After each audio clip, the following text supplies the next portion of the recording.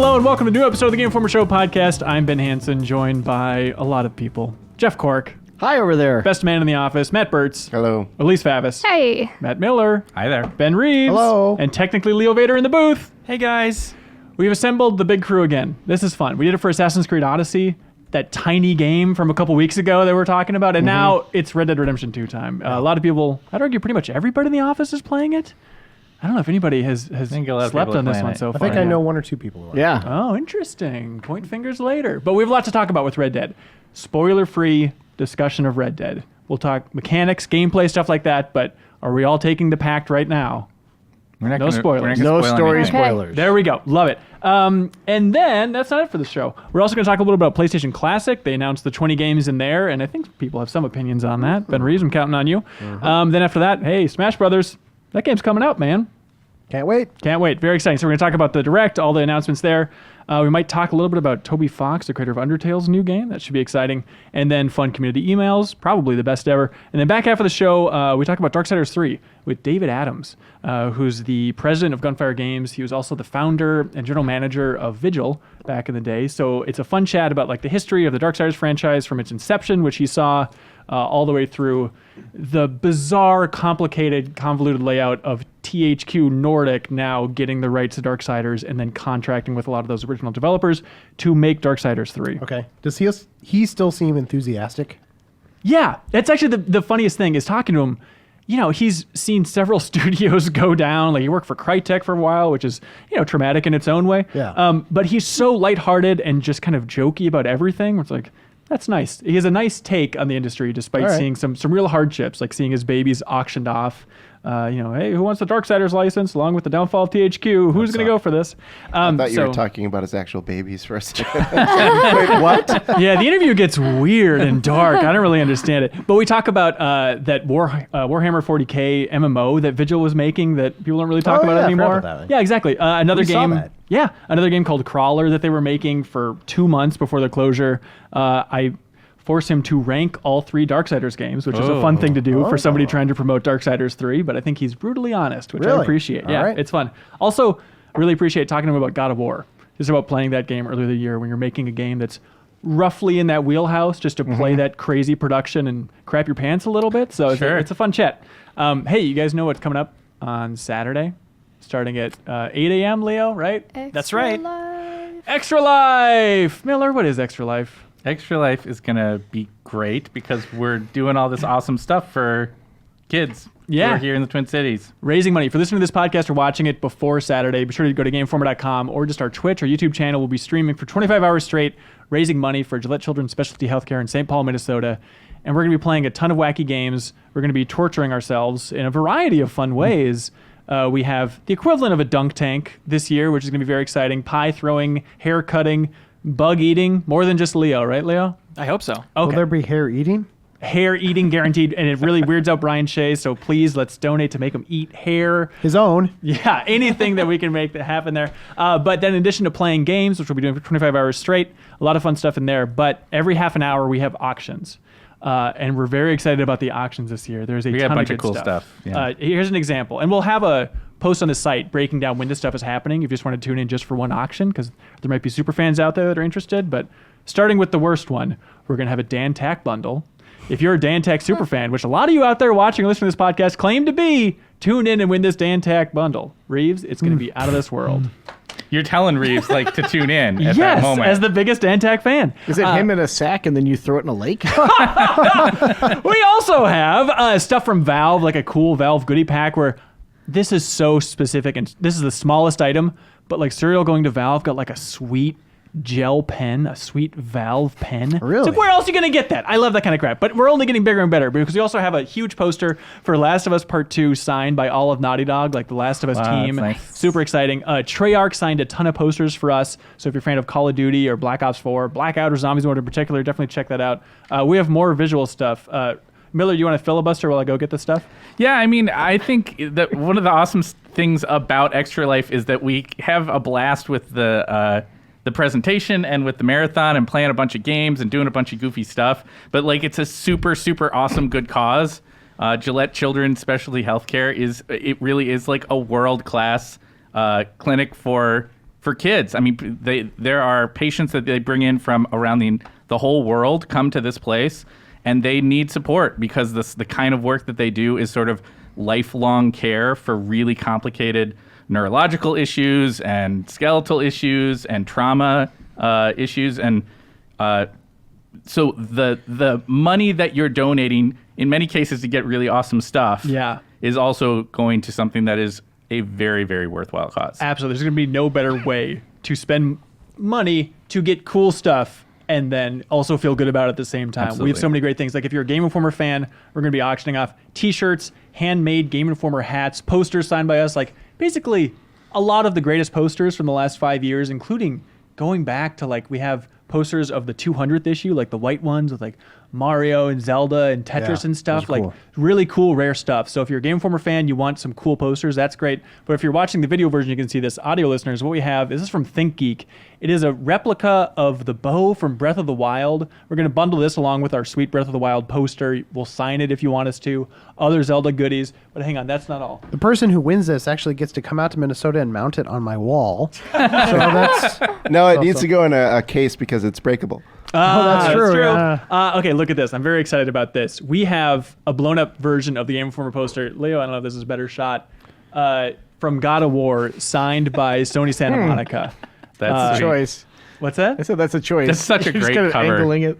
Oh, sure. It's a weird Diamond-shaped angle for the poster. camera and all that stuff. Some kind of You get it. trapezoid. It's super exciting, and thanks to like all the studios that sent stuff in, there have been so many generous people around the industry. It's awesome just to put up that flair, and everybody just comes calling. But hang on, one more item I want to show off before we get done here. But I don't want to spoil it. It is a thing of sheer horror you're about to see, so you might want to gosh. brace yourselves. I looked too It's close. real bad and weird. Oh, where did we get this? this is so specific. So this is a hand-drawn piece of art by the original artist that made Mechasonic, Oh, and wow. also he drew one of Amy Rose as well. These are And we burned that one? sent from Japan from Sega. That's crazy. So if you are a Sonic super fan, this thing is so beautifully framed. This is once in a lifetime. It is really cool. We'll be auctioning it Original. off. Yeah, Like that is 100%. actual. Yeah. You can see his pencil marks. And it says Shay.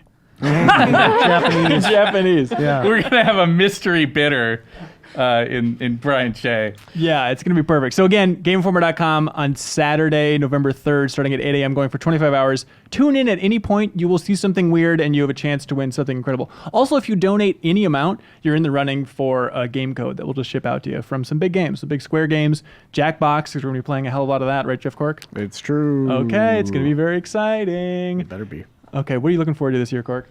Well, you kind of pulled the rug out from underneath me, a Jackbox.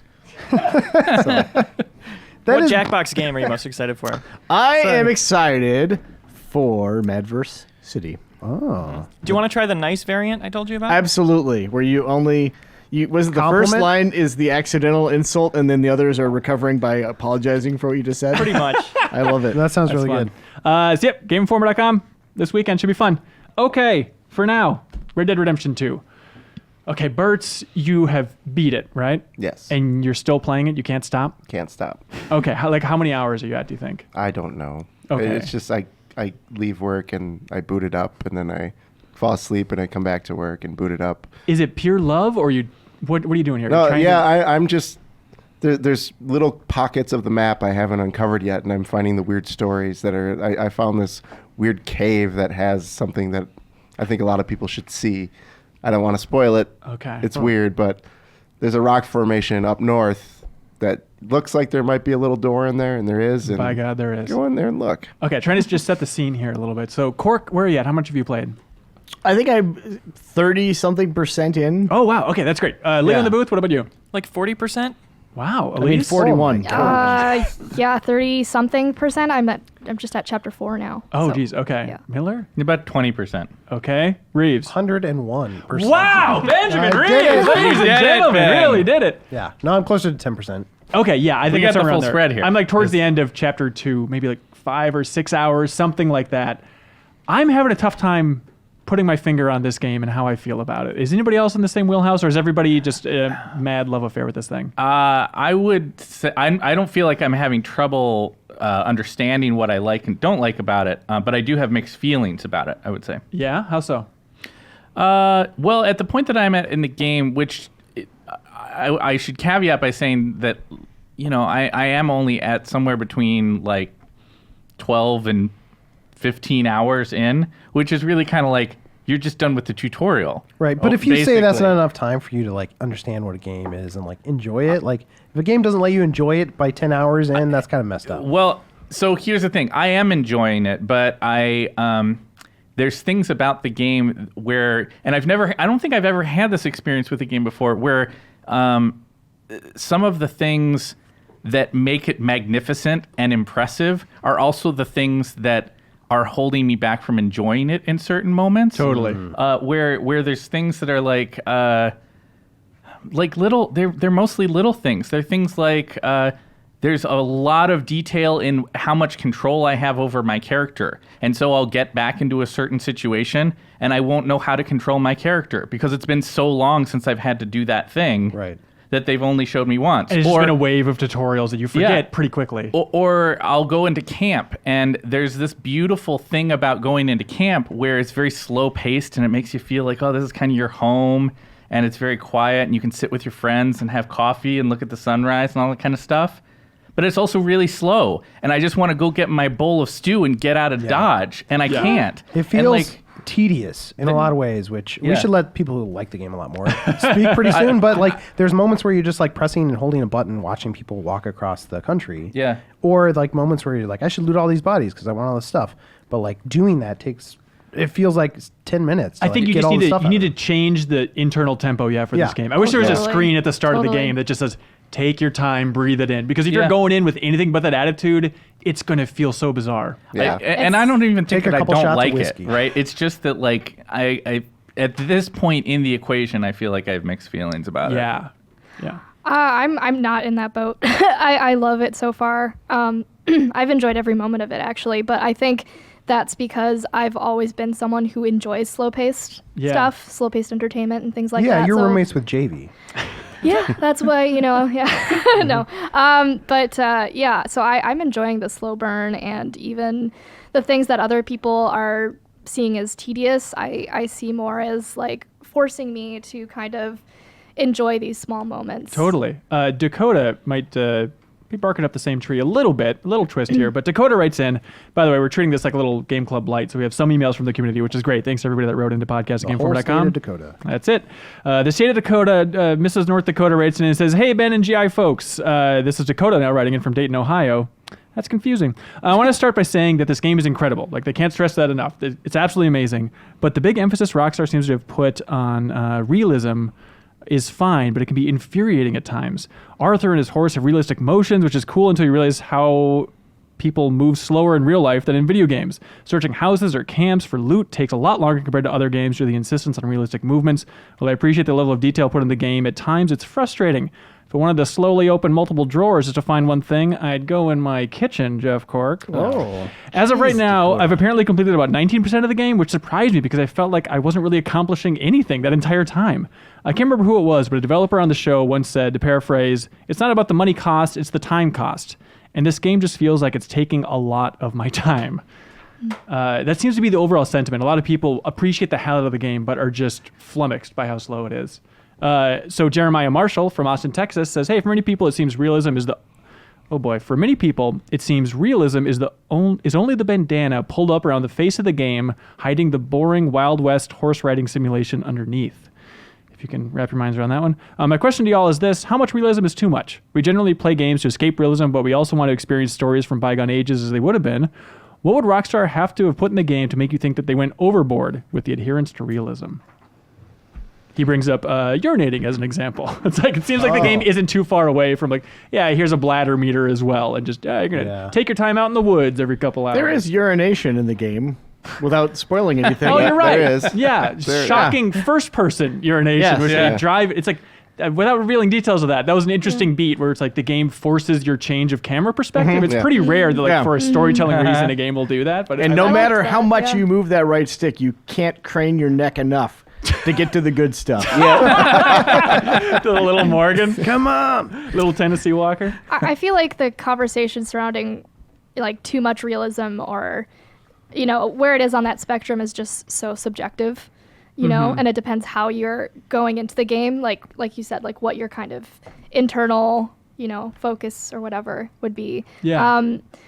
But I don't feel like there are an overwhelming amount of things to manage in Red Dead. I think Birds and I were talking that even the things that you do have to manage, like cleaning your gun or, the small things like feeding Arthur or bathing him, like those things provide such a small increment on the actual gameplay. Like if you ignore them or if you don't do them often enough, that they're not that big of a deal. It's a good point. I'm trying to figure that out, Birds, because it's like all the cores, all this stuff. There's meters up to wazoo. At least 3 or 4 of them. There's 3 meters for Arthur. And all right, but then 2 the for horse also right. that So are Can't even count that high. yeah, I don't even know what number you're. It's astronomical. But that's what I'm wondering is, can I look? I'll do a little bit of this here and there, but how much should players be worried about you don't understanding have to, all those you systems? don't have to be worried about it. If you're underweight or overweight, honestly, my guy was malnourished pretty much the whole game because I just didn't care that much about that system. It didn't affect me. I still was able to.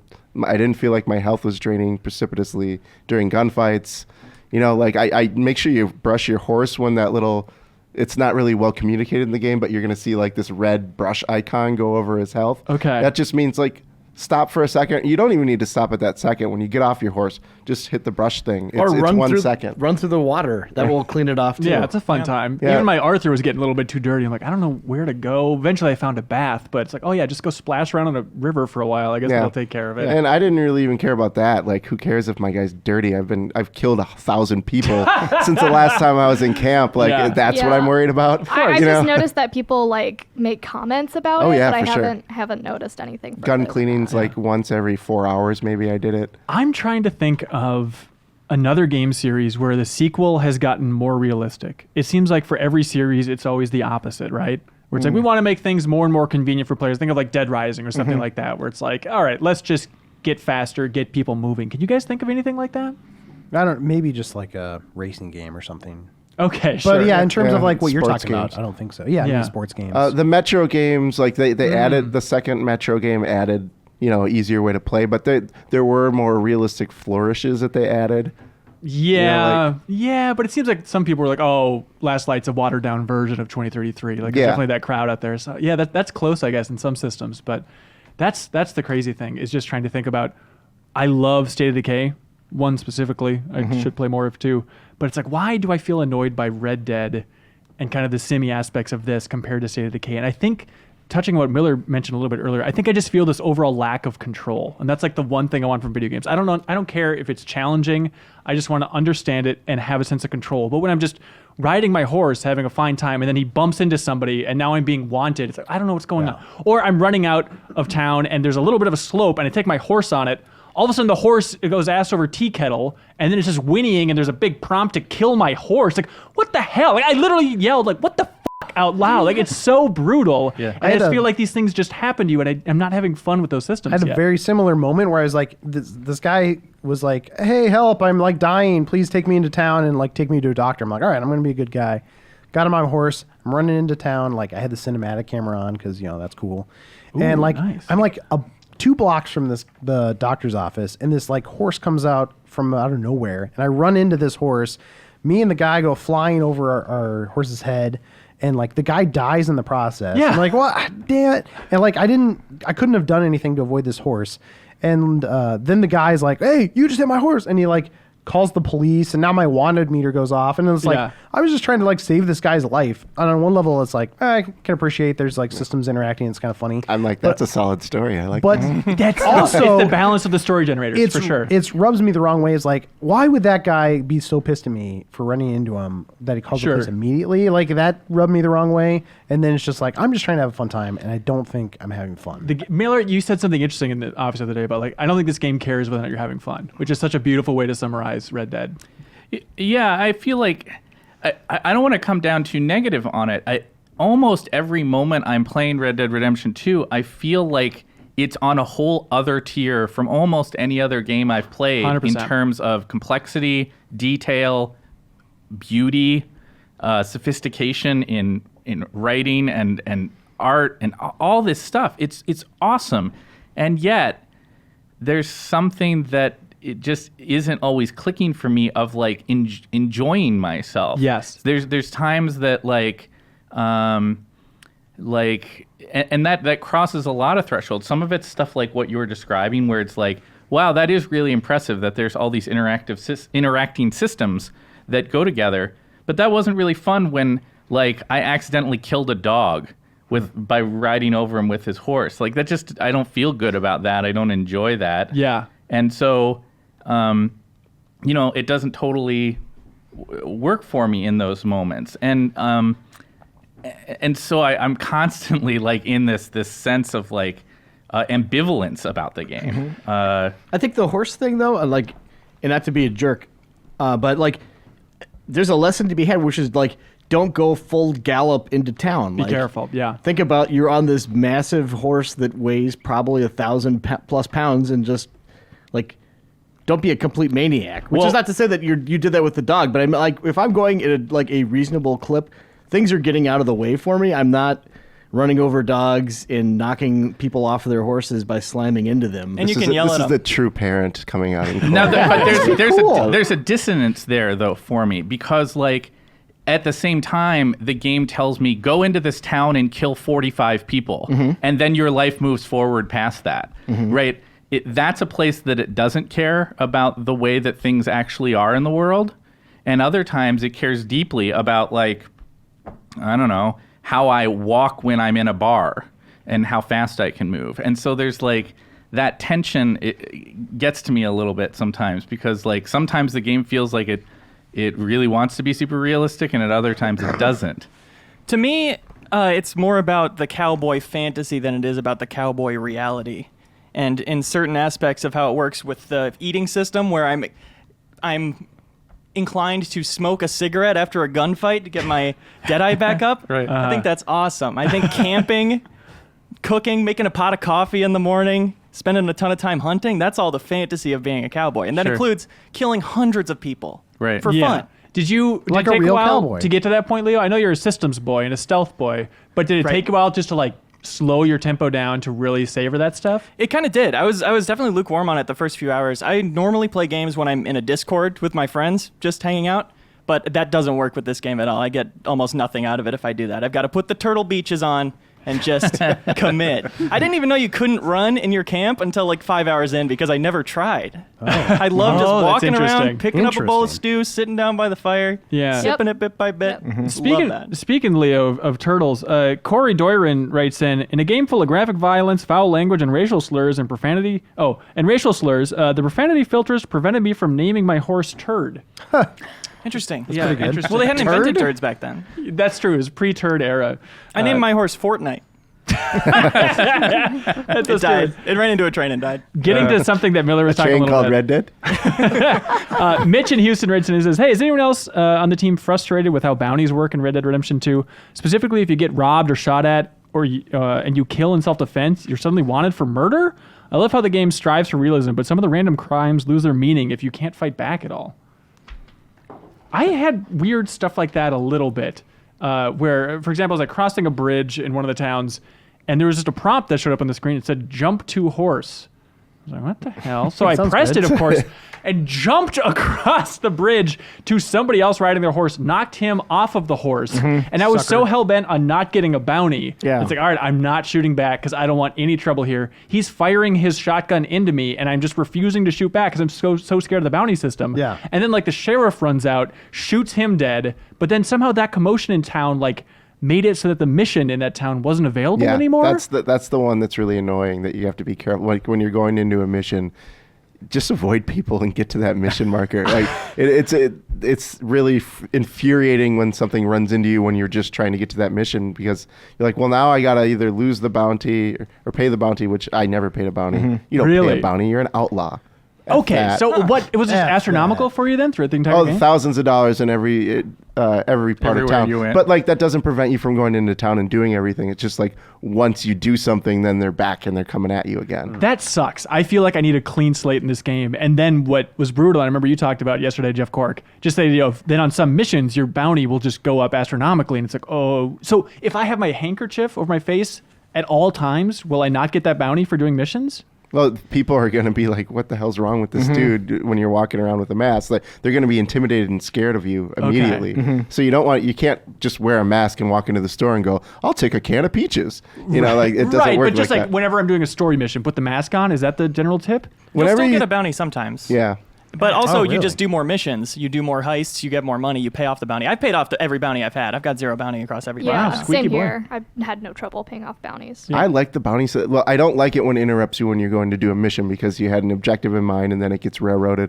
The quick fix I found is to just get out of town for a second, set up camp, and go back in so you don't lose a lot of time waiting for it to change. It'll Okay. change quickly that way. Yeah. But I like the system of pursuit and how it works because every once in a while I'd be just in the woods doing something, you know, like you do, hunting for a legendary beast or whatnot. And Right. all of a sudden I'd see a red indicator and I was like, oh man, is there like a bear over here? And I'd pull up the map and there's a posse of like 6 dudes that are like just looking for me. That's cool. They don't know I'm there, but they're in the area.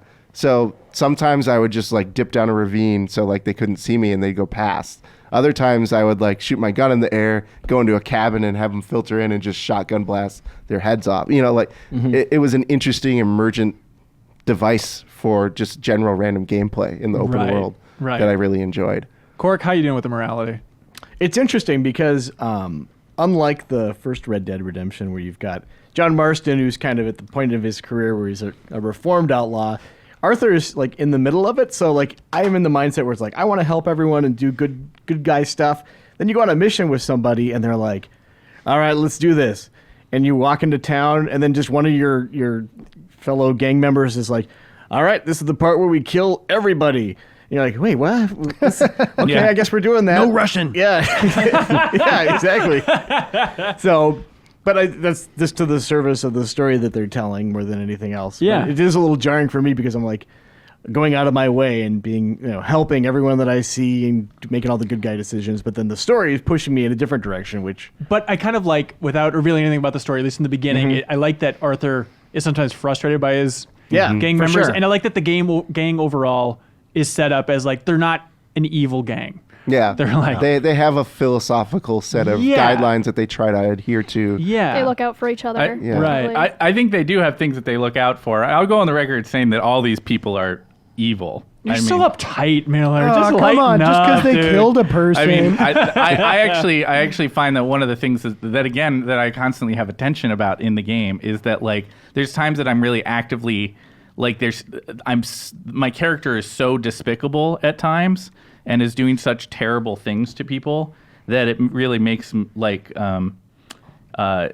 it makes me not enjoy what I'm doing with my entertainment time in those moments. Right. And yet, I certainly don't fault Rockstar, the creators of the game, for exploring a character that is, Little more gray. not just a superhero, right? Like, I think that's an interesting creative choice. I just mean for me personally, like, I don't really like being a person that is that terrible and then enacting, like, that's not a fantasy that I have. Right. You know, and so it's, Well- I sometimes have that feeling of like, oh, this is just kind of gross. Yeah, Nick in Atlanta agrees with you here. He says, what's with Rockstar's insistence on making main characters that are inherently bad people?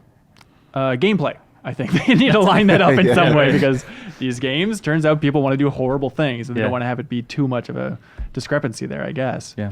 But Arthur, I like him as a character. Cork, I think you were 100% spot on when you said Josh Brolin from No Country for Old Men. Yeah. I feel like that's such a Oh, great yeah. template. I don't know if it's the He's a voice s- specifically, but If you don't like him yet, he took a while for me to warm up to him. I didn't Okay. like him right away. I felt like he was typical cowboy, like could have been the Marlboro Man, like Right. stubbly face and his real long drawl when he No talks about Yeah. certain stuff. Like I was like a little over the top, but his personality really unfolds as the story gets along, and especially in the ramp up toward the end, the last couple chapters. Ooh, okay. I really started to like Arthur. that's Sweet. great. Are you guys all playing like good cowboys, or did you guys anybody going? I was good. I'm trying to rank up the honor. Yeah, Yeah. same. I wish someone would just be a deviant bastard in this Yeah. office. Leo, could you be that person? Well, I'm Joe's really playing, high isn't he? honor. I greet everybody Oh, man. in the game. Great.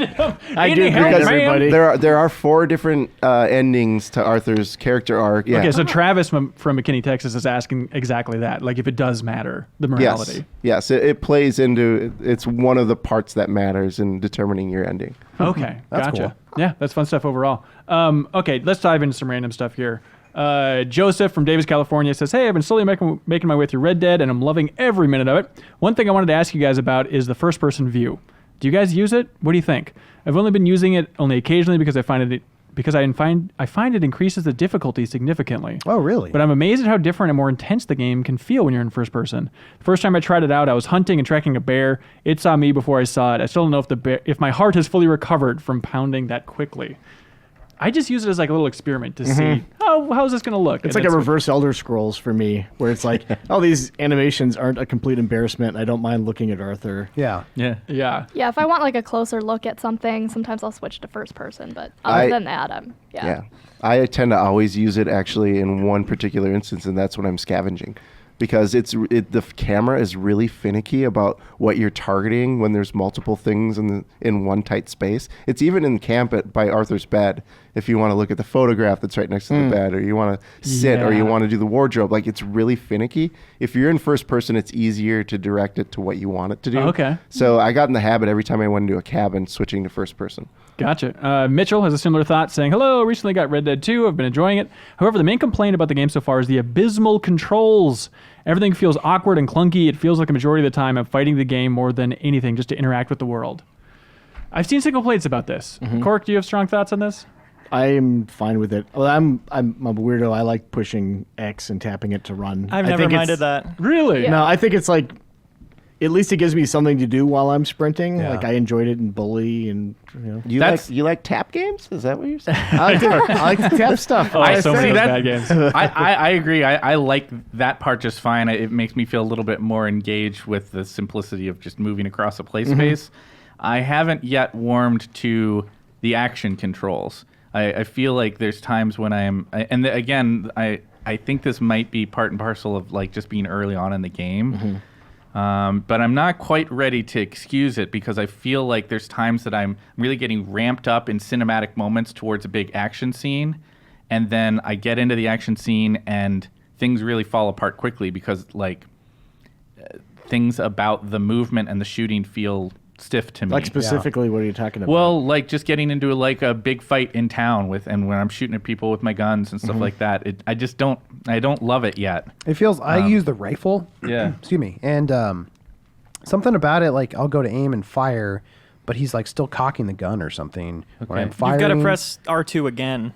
Yeah, it pull just the lever. it feels and it hitches me up every time for some reason. And then also just like I don't know, it feels fine-ish, but like I wish it was a little bit like tighter in terms of like a shooter. It's not like the tightest shooter out there. There are they're in the settings you can tweak it. Cork, I think you posted yesterday in our Slack channel like some suggestions. You can change it to like first person controls, kind of, sort of, and then Yeah. also like tighten things up a little bit. Yeah. So you might want to dig around to that. I might experiment with that. Yeah. But the action hasn't wowed me in general. It kind of feels like a lot of missions just evolve into like, oh, here's another shootout. And I've been behind cover and like trying to pop out of cover a couple times where it's like had trouble like actually popping up out of cover. The cover system needs a revamp, Yeah. I feel like. Huh. Okay.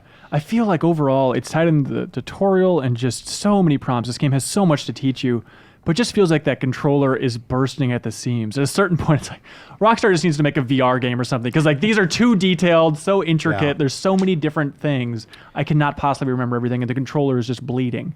I like those like tricks and stuff, like hold the button to back all the way out of the menu, or hold the start button to like Right. go straight to your map. Like Right. stuff like that's cool, and I wish it was in more games. Yeah. I just yeah. think it was such a weird choice to have. I know it was like that in GTA 5, I think, with but have the giant PlayStation 4 button be the switch your camera. Yeah. It just seems like that's Yeah. your map button. Hey, that's the map. Look, Get fellas. used to it. Yeah. Let me tell you how it works. Yeah, that if is anything, weird, like yeah. if you want to have you swipe it, like take advantage of that fact that it's a dumb touchpad that no one uses. What would they do Right. on Xbox then? Witcher 3. Who cares? Witcher 3 did that. Enjoy where the I better think game overall. You could swipe down on the touchpad and went straight to map on Witcher, and I really like that. Yeah. Yeah, that seems nice overall.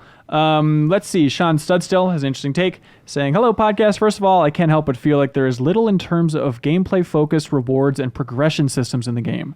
I'm about 20 hours in or so, and I've yet to obtain any new equipment or abilities that make the gameplay feel much different." What do you think of that, Bert? Is that true?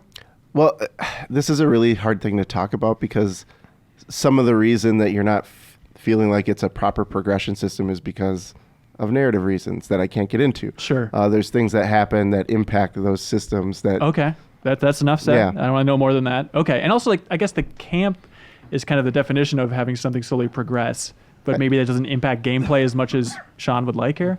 You can upgrade a carrying capacity with satchels by hunting and a few other things you can upgrade that way. And that system is so involved that I can see why people would feel like there's not a straight progression because you actually have to like focus and learn this system if you want Right. those Yeah. upgrades. It isn't just handed to you as you kill more and more guys. Yeah. it's more like how you acquired outfits in the first game. You know, Okay. there are several different things you might have to achieve to get something that has ultimately great benefits to you. Some impact. Yeah. Kate and Kate might have a problem with that. From North Liberty, Iowa, saying, "Hello, GI Wizards. Hello. I've been slowly playing through Red Dead Redemption 2, and something striking has stood out to me, and it's different from that of its predecessor. In the original Red Dead, one of my favorite parts of the game was hunting. In the second one, I find myself not hunting at all due to the graphic nature of the animal deaths. The screaming, writhing deer makes me feel uncomfortable and sad." You just got to stab it in its heart. Yeah, just And then quickly skin and it. painfully. Yeah. And then like slowly peel its skin off. Oh my Yeah. god, The those part- animations. Oh, especially then when you have like the skinned deer and then he just puts it on his shoulder. Something about that like grosses me out. That you have like this raw animal just like writhing on his shoulder. And it gets Oh. blood on your coat. Yeah. Yes, Oh, exactly. and your horse. I think it's cool. Yeah, I love it. Own it. Own it. You're shooting Bambi. You know Yeah. what? You should know what that's like. Yeah. What I that It's got to animal- eat. Totally. He I had to get skinned used a to it. bear the other day, and like those things look super weird without skin. Really? Turns out, Really yeah. do. You into it? Yeah, I like it though. I'm into it. Hey, any skinned bears out there? Hit me up. Real quick, speaking of skin bears, Henrik Mortensen from Norway says, first of all, I want to say there's no spoilers contained within this email, but to all people who have bought Red Dead 2 physically, do not open up the map inside the box. And if you do, be careful to only look at the side with the map, because on the other side of the poster, there's a stupid spoiler. Really? I don't know what it could be. I'm glad to have that heads up, and I don't Yeah. want to know another thing about it. That's very interesting. Eric from Seattle says, "Hello, everyone. Got a short email for you. Red Dead 2 is great. Loving the game. As I was playing, I kind of had a funny thought, though. This is finally a game that says, boy, more than God of War. If you don't believe me, hold on the left stick when riding a horse, and it's like hearing a cowboy Kratos." That's a very That's good true. point. Boy, That's boy, very boy, good. boy, boy. Okay. I only had female horses, so I didn't get that. right. I've heard Oh. it like as we've been playing through for some of the videos we've been posting. What's the deal with the horse? Because you had that one in the beginning, Tennessee Walker or whatever its name was. That's and the then type of horse. Oh, really? Yeah, Oh, it's not I a thought that Texas was your name, Ranger. too. Yeah. I was so There's stupid. people, name was like there's Brown people out there Horse. who ride horses who are just like, I'm done with this podcast. Yeah, but then the second horse I got, Clydesdale, I thought was pretty Clyde cool. S. Dale? Okay, but they had that thing where there's a mission where you go and get a horse, like buy a new horse as part of the mission. yeah. And they're like, ain't no problem having two horses, Morgan. Your other horse will still be there. I don't know where that horse went. It's in the stable. Yeah, it should be at your camp.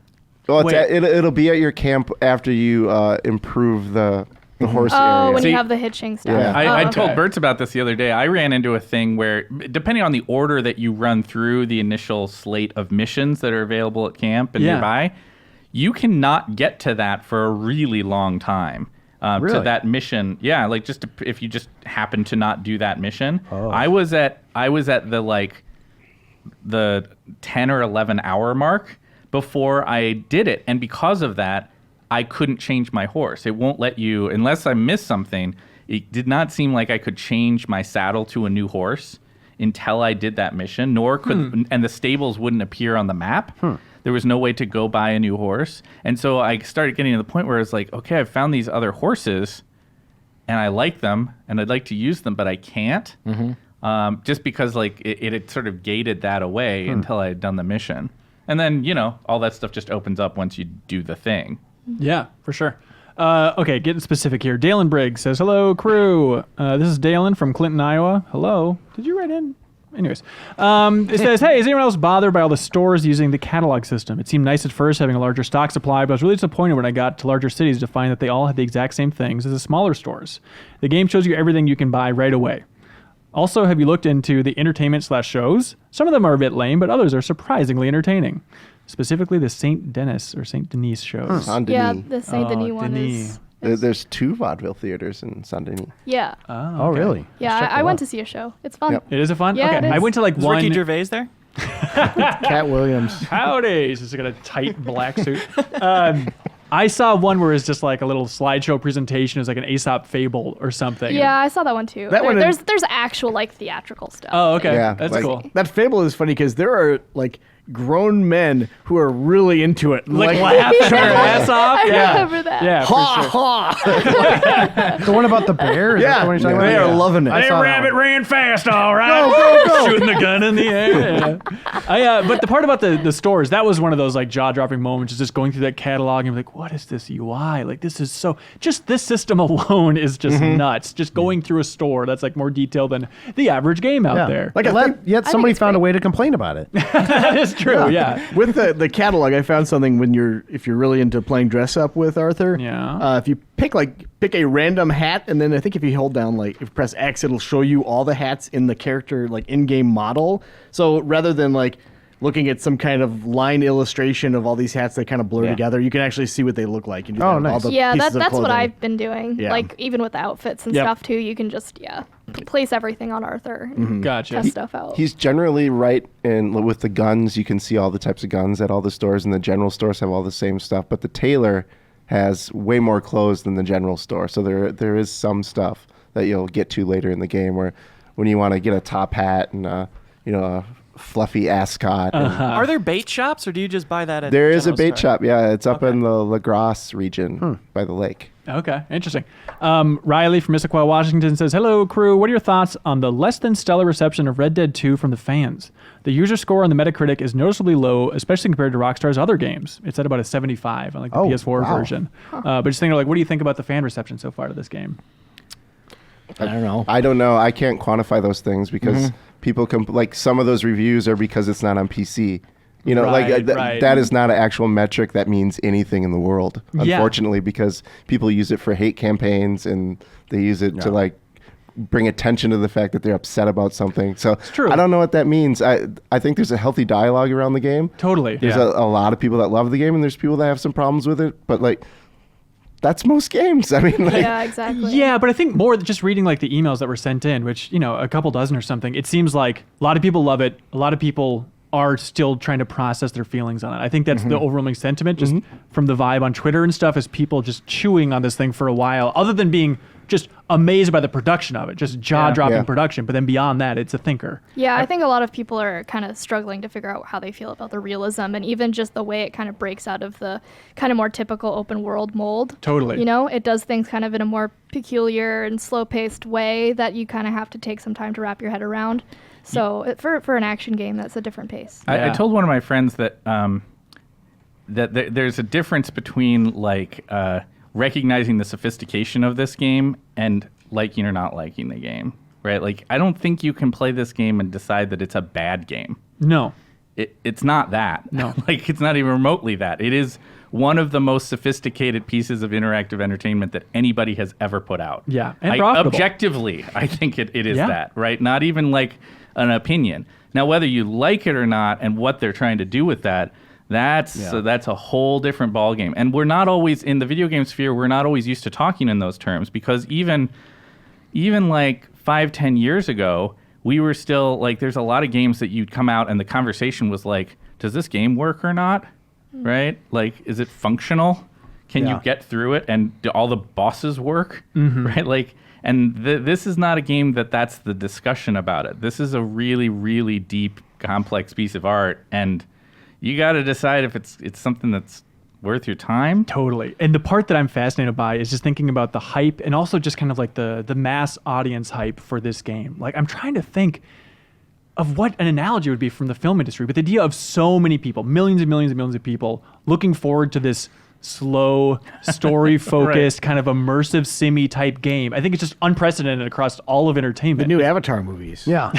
Clearly. No, you even think like, yeah, people are looking forward to like the Avengers and stuff, but it's like, yeah, I want the wham bam, thank you, ma'am, for 2 hours and see some teaser at the end. Done. But the idea of like craving like this slow, immersive, 5-hour movie. Well, or that's Yeah. Maybe I mean- like AI would be the last. Like that movie had a Maybe pretty big Kubrick fans, buzz, but bigger buzz than I thought, just because of the Kubrick and Spielberg kind of. yeah, but I don't think to this level, you know. I think accepting the truth of what I completely agree with Bert's, that like using metrics like some percentage number on an aggregator site is not going to tell you very much. But I do think that there's evidence that there are a lot of people out there that are feeling like this is not the game that they signed up for or whatever. Right. Or Whether expected. that's or expected, whether they like that or not. And I think there is something there that's going on, that there's so many people who are playing this game, as evidenced by those sales numbers. Yeah. There are some folks who are just not gonna totally vibe on what the game's doing, and that doesn't surprise me. Even the 12 hours in that I am with the game, you can already have a sense that like this is not like your traditional mass market. Everybody goes sees, like for instance, you go see the a new Star Wars movie or the Avengers or something like that. And even if you don't really love superheroes or Star Wars, it's kind of like it's popcorny enough that like, oh, that was a fun explosion. And Right. that was a goofy, funny It dialogue doesn't ask section. anything of you. Not Yeah. really. I mean, whereas like this game is not that. I mean, It's awesome. it's really awesome. It's but awesome that we can still have high art that's Totally. not that. 100%. Yeah, no, 100%. Because I'm Totally, so totally. goddamn sick of comic book movies and everything being the fucking same. Yeah. Like, it is nice to have something different from a major studio that's spending hundreds of millions of dollars on it. I can't Oh, think absolutely. of another AAA game that has been this unsafe in the mechanics it puts in and how much it. Yeah, Breath of relies the on Wild, I think, is in the ballpark, Yeah. but I Yeah. don't think it's this level. It's nearly. interesting Yeah. how greedy games are, and I think we lose sight of it just in terms of your time investment, because you talk to somebody and it's like there's like a 10 episode limited series on Netflix, and people will gripe about it if the first 2 episodes are kind of slow, and it's like this insurmountable obstacle that you might have to sit through an hour or 2 hours of something that is like methodically paced so you can get to the good stuff. But Yeah. here you're playing probably 3 hours before there's still engaging, interesting stuff that happens in that introduction, but I don't think anyone is going to play those and think like pumping their fist in the air. Hell yeah! I mean, it is. I Yeah. loved it. I think it's great, but it's not a what you'd very, expect. very Yeah, slow totally. burn. It sets a tone. It's And such if an- you don't have a whole lot of time to engage with a game, it really does ask a lot of you. Yeah. And Yeah. I think we may lose sight of like Red Dead 1 also. Yeah. Very, very, Was like very that. slow Oh, burn yeah. too, even though it Yeah. wasn't like trudging through the snow. I mean, like you get knocked flat on your ass after that initial encounter with Bill. That's true, And then but it just goes on and on. that's true. hurting. But like by comparison, Red Dead's like a 100-yard dash in terms of its pacing. I think like between I would Red go Dead back 1 to it. and I Red think Dead you might be 2. surprised. There's a lot of herding and walking with Bonnie Yeah. and chit chat. That opening train sequence following alone dogs is- at Yeah, night. all takes some that time. Bonnie farm stuff takes quite a while Yeah. to get through. Yeah, for so, sure. But I agree. This is on another level, I think. Yeah. Okay, here's a weird question for you. Cork, Finally. I was really thinking about this, and this is going to be an insane thing. And especially listeners and viewers of the Game Informer show are going to say, you're insane. But seriously, what percentage of players out there, think of like all the people you went to high school with that are buying this game, everybody, Yeah. what percentage of people don't realize this is a prequel? That Don't they realize it's a prequel? Don't realize it's a prequel. Oh, I'm sure like tons of don't know. people. No, I would say 40%. Like, buying it, they don't know Yes. that? Or like they're playing it for a while? I think and even still don't know starting it, don't Yeah, know that. I- Don't care, don't know.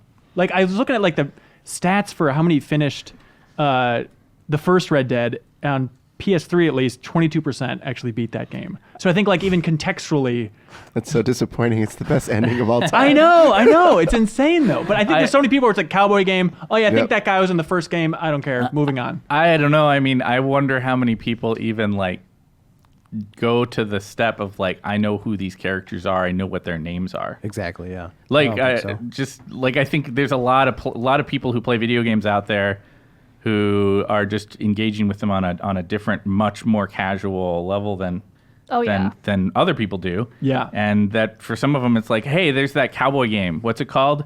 Red something. Totally. I want that game.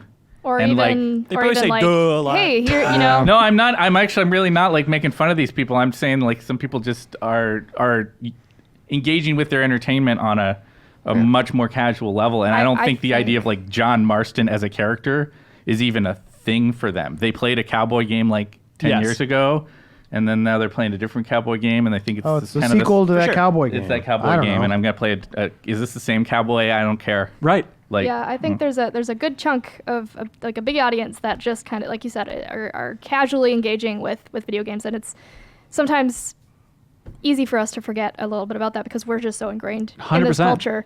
Jeff Cork, you're shaking your head violently. I think you're absolutely insane. I think that you're. There I think- it is. I All think right, that thank you're, you. You're ascribing ignorance to a there's no way to prove it one way or another. But I think Well, that focus groups do, and like Ken Levine talks about this when you talk to him about the way he designs BioShock games. He's like, we have all the story if you want it, but for the people that just want to go in Yeah. and shoot stuff and freeze stuff and shoot it after they froze it and all that stuff, like you can just engage on a very, very primal So Ken level. Levine I think says you I'm could- right, Jeff Cork. I think you could certainly do that, but I don't know that how many people that have played spent a meaningful amount of time with the first Red Dead and are just like, herp-a-derp, that's just some cowboy game. I'm sure a lot of people What are you didn't saying even about these play the people? first Red Dead or just see Rockstar's name and they're like, oh, isn't that the GTA guys? Totally. They'll pick this up. Yeah. Why do we care? I don't know. I don't know. Just a little thought I had. It's Great not question. important.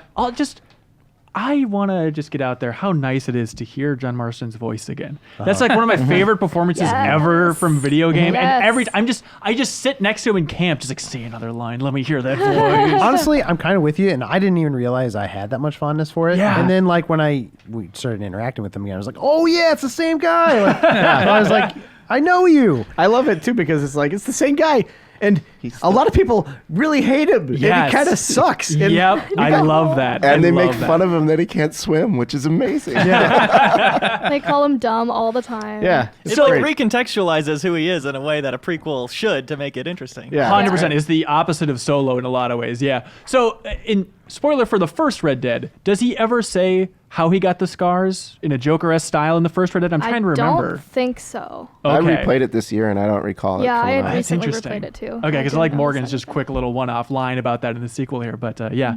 Okay, rapid fire questions from RJ in Santo Domingo, Dominican Republic. Say, hey, after a week or so with Red Dead 2, I have 4 questions about the game that I want you guys to answer. Well, 3 realistically.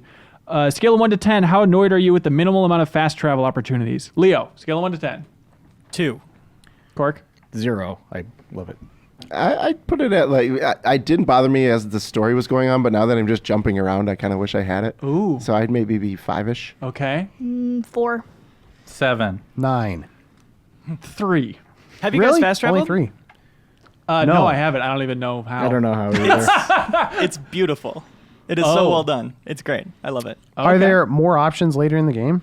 Sounds Yes. like no. Yes. A camping More, upgrade, but More, I- but fast travel. I think it would have been. I think it for me went from 5 to 7 when I got stuck out in the middle of the wilderness after a mission and my horse isn't anywhere nearby and I Yeah. have no a way to get anywhere. And literally, this is where I'm at in the game right now, and I just didn't turn it on yesterday at all because I don't want to run for 25 minutes to get back to where I want to go. Catch it a new just horse. doesn't interest me.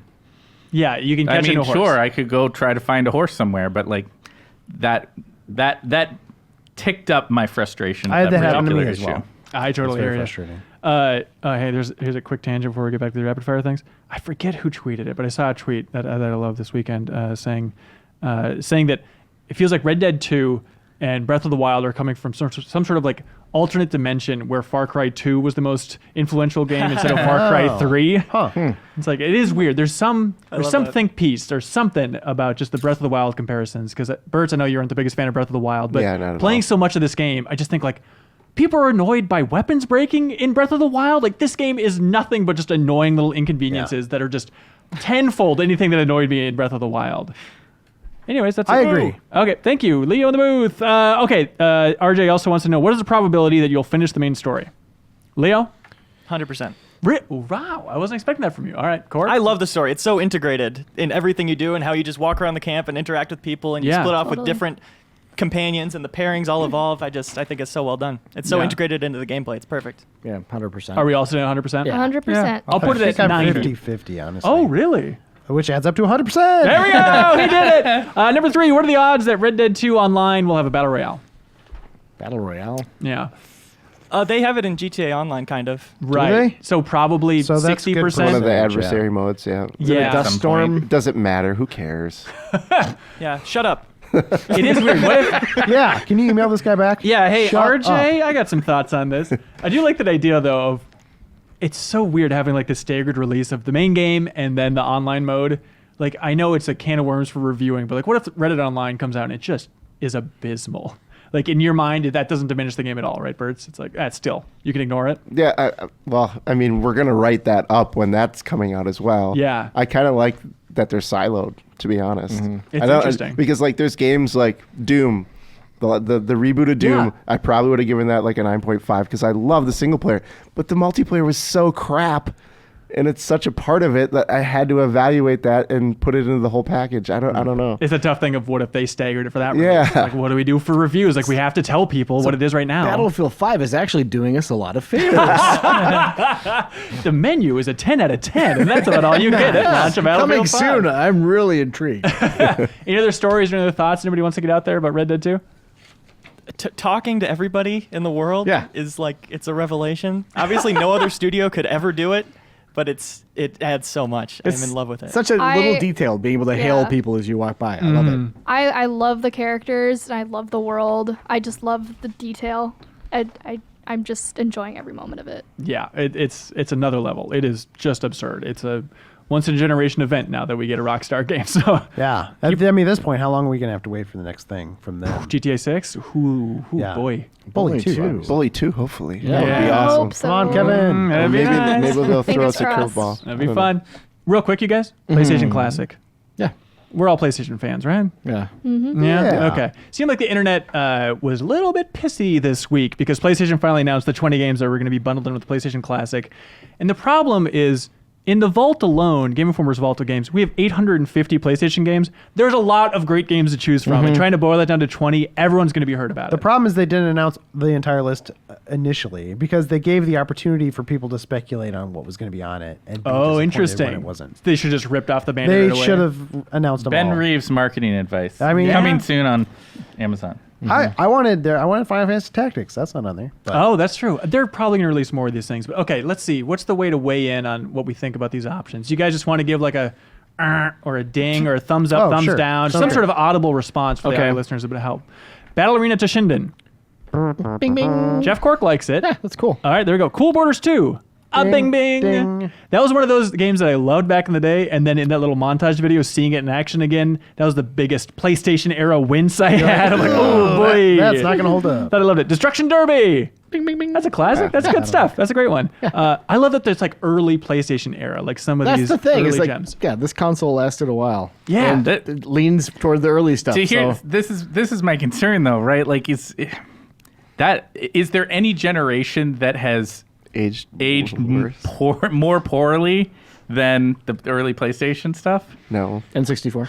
I think the Yeah, generation it's is Kind of rough, the same, but yeah. same I know, but thing, right? I More think nostalgia is specifically. nostalgia, man. Like I hate all those NES games. I have no nostalgia for that stuff. Whereas like this is like my nostalgia wheelhouse really for consoles, and so I get excited. I know it's going to be janky, but if you go in accepting that, I don't think people are going to be shocked. Hey, Cool Borders 2 doesn't hold up. What? Yeah. You know. Okay, rest of stuff. Final Fantasy 7. It's a Yeah, keeper. yeah. The original Grand Theft Auto.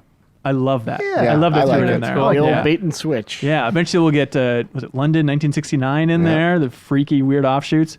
I'm so excited for this choice. Ben Reeves. Jumpin' Jack Flash. No, right Oh. above that. Oh, yeah. Intelligent Cube. We talked about Yes. it. That And is we a were cool like, game. This Yeah. is a 1 in a million shot that they'll actually do this. Yeah. But it's on there. It's Oh, awesome. hell of a shot, and, kid. and that one's cool because I don't know that it is profoundly held up by the limitations of the tech. Yes, right. Like exactly. the game It's a like puzzle game. matches up with like the visuals match up with the puzzles. Yeah, Exactly it's cool. like Jumping Flash. I agree, Miller. Original Metal Gear Solid is interesting. Ding. Somebody in Yeah. another podcast brought up the idea that it's rated M.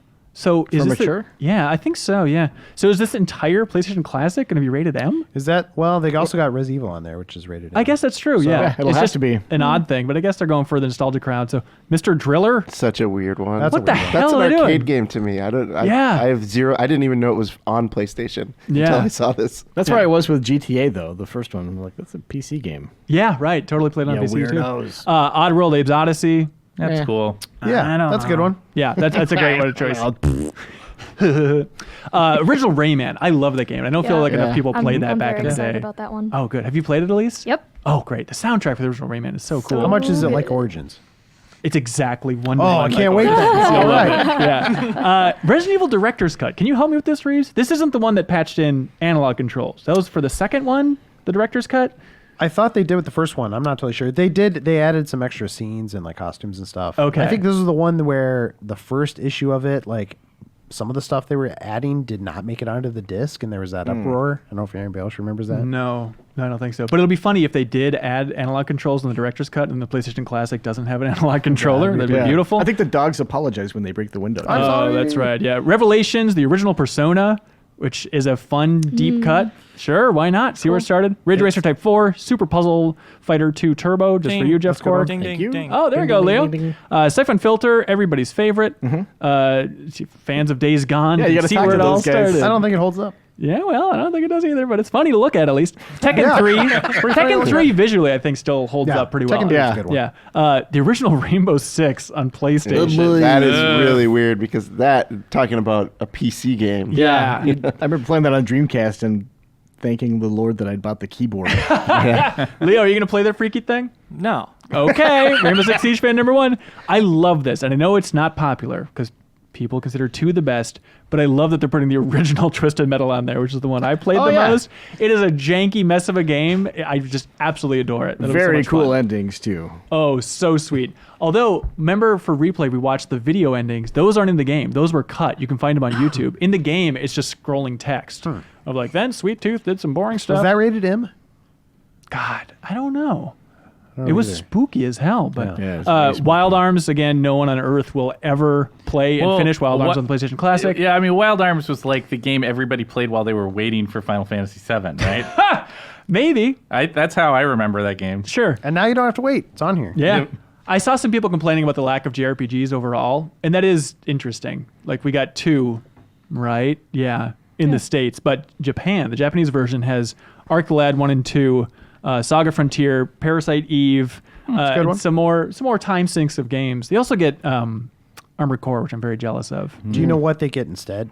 Or what we get instead of them? Honestly, it's like Twisted Metal. I think Rayman. There's a lot of those games. It's like I wouldn't trade those for a lot of those Japanese releases anyway. So I feel pretty content about it. But that'll be fun. yeah, so suck it, Japan. Is that what All you're right, saying? Reeves has said it. For Let's now, move on. Yeah, let's move on to talking about Smash. You guys want to all clap at the same time? Absolutely. go. Here we go. All right. Hey, time for Smash Brothers and time for weird computer sounds because we have Imran Khan Skyping in. I love weird computer sounds. It's very bassy yeah. today, sir. We have Stereo Vasquez. Hello. And we have Kyle Hilliard. Petey Piranha. Okay, isn't that odd? I love it. So the final Smash Brothers Direct was today. Judging from the chat, people were a little bit disappointed overall, but at least it's always interesting. We love Smash here. There's always something to talk about. Yeah. So big beats out of the way first. Ken, Echo Fighter's going to be in the game. Cool. But as they pitched it. Yeah. He was kind of an Echo Fighter in the original Street Fighter, too. It's like, okay, sure, you guys. We got it. His fireball has the little classic hands that come out of the fireball. Based on all right. Super Street Fighter 2 Turbo. They said Yeah. or something? Yeah, very specific. He actually looks better in this game than Street Fighter V. Yeah, for sure. And this is where Sakurai just zigs when you think he's going to zag, and that's what I love about Sakurai and Smash Bros. In general. Incineroar is, Yeah. as they proclaimed, the final character coming to Smash, kind of, sort of, and that is a Pokemon that, you know, it's easy to complain about Pokemon, like people complain about too many Fire Emblem characters, but at least Incineroar looks really interesting. Like, all of his wrestling moves look dynamic and bizarre. He's got an interesting toolset, but I think they've picked the wrong starter from that generation. Yeah, who'd you I think go the with? Decidueye would have been the better one, the grass one. Yeah, but he's in with the bow Pokken, in it. so Exactly, Like, at least yeah. he's represented already. I don't care. We've already I fought want with it in no this one game Played instead. that game except for me when I reviewed it, and I even forgot that I I played actually How also dare you. reviewed it. So then the other thing is, yes, Petey Piranha, which, again, I it's love that. really up there with, So, you know, not me trainer, Wii Fit specifically trainer Petey for... Piranha. Oh, it is I'm sorry. Piranha Plant Piranha who becomes Petey Piranha. Yeah. Right, with the Ultimate Smash. Very Just, specific. Like, no one even. There's lots of rumors, which is probably why there was some sort of pessimism about it, is because the rumors were pointing to like 5 or 6 big reveals, Yeah. like, which is always how it goes. But, like, I don't. Of every list of, like, oh, I want this guy, this is who I think it's going to be, I have never seen Piranha Plant. Like, No. no one's.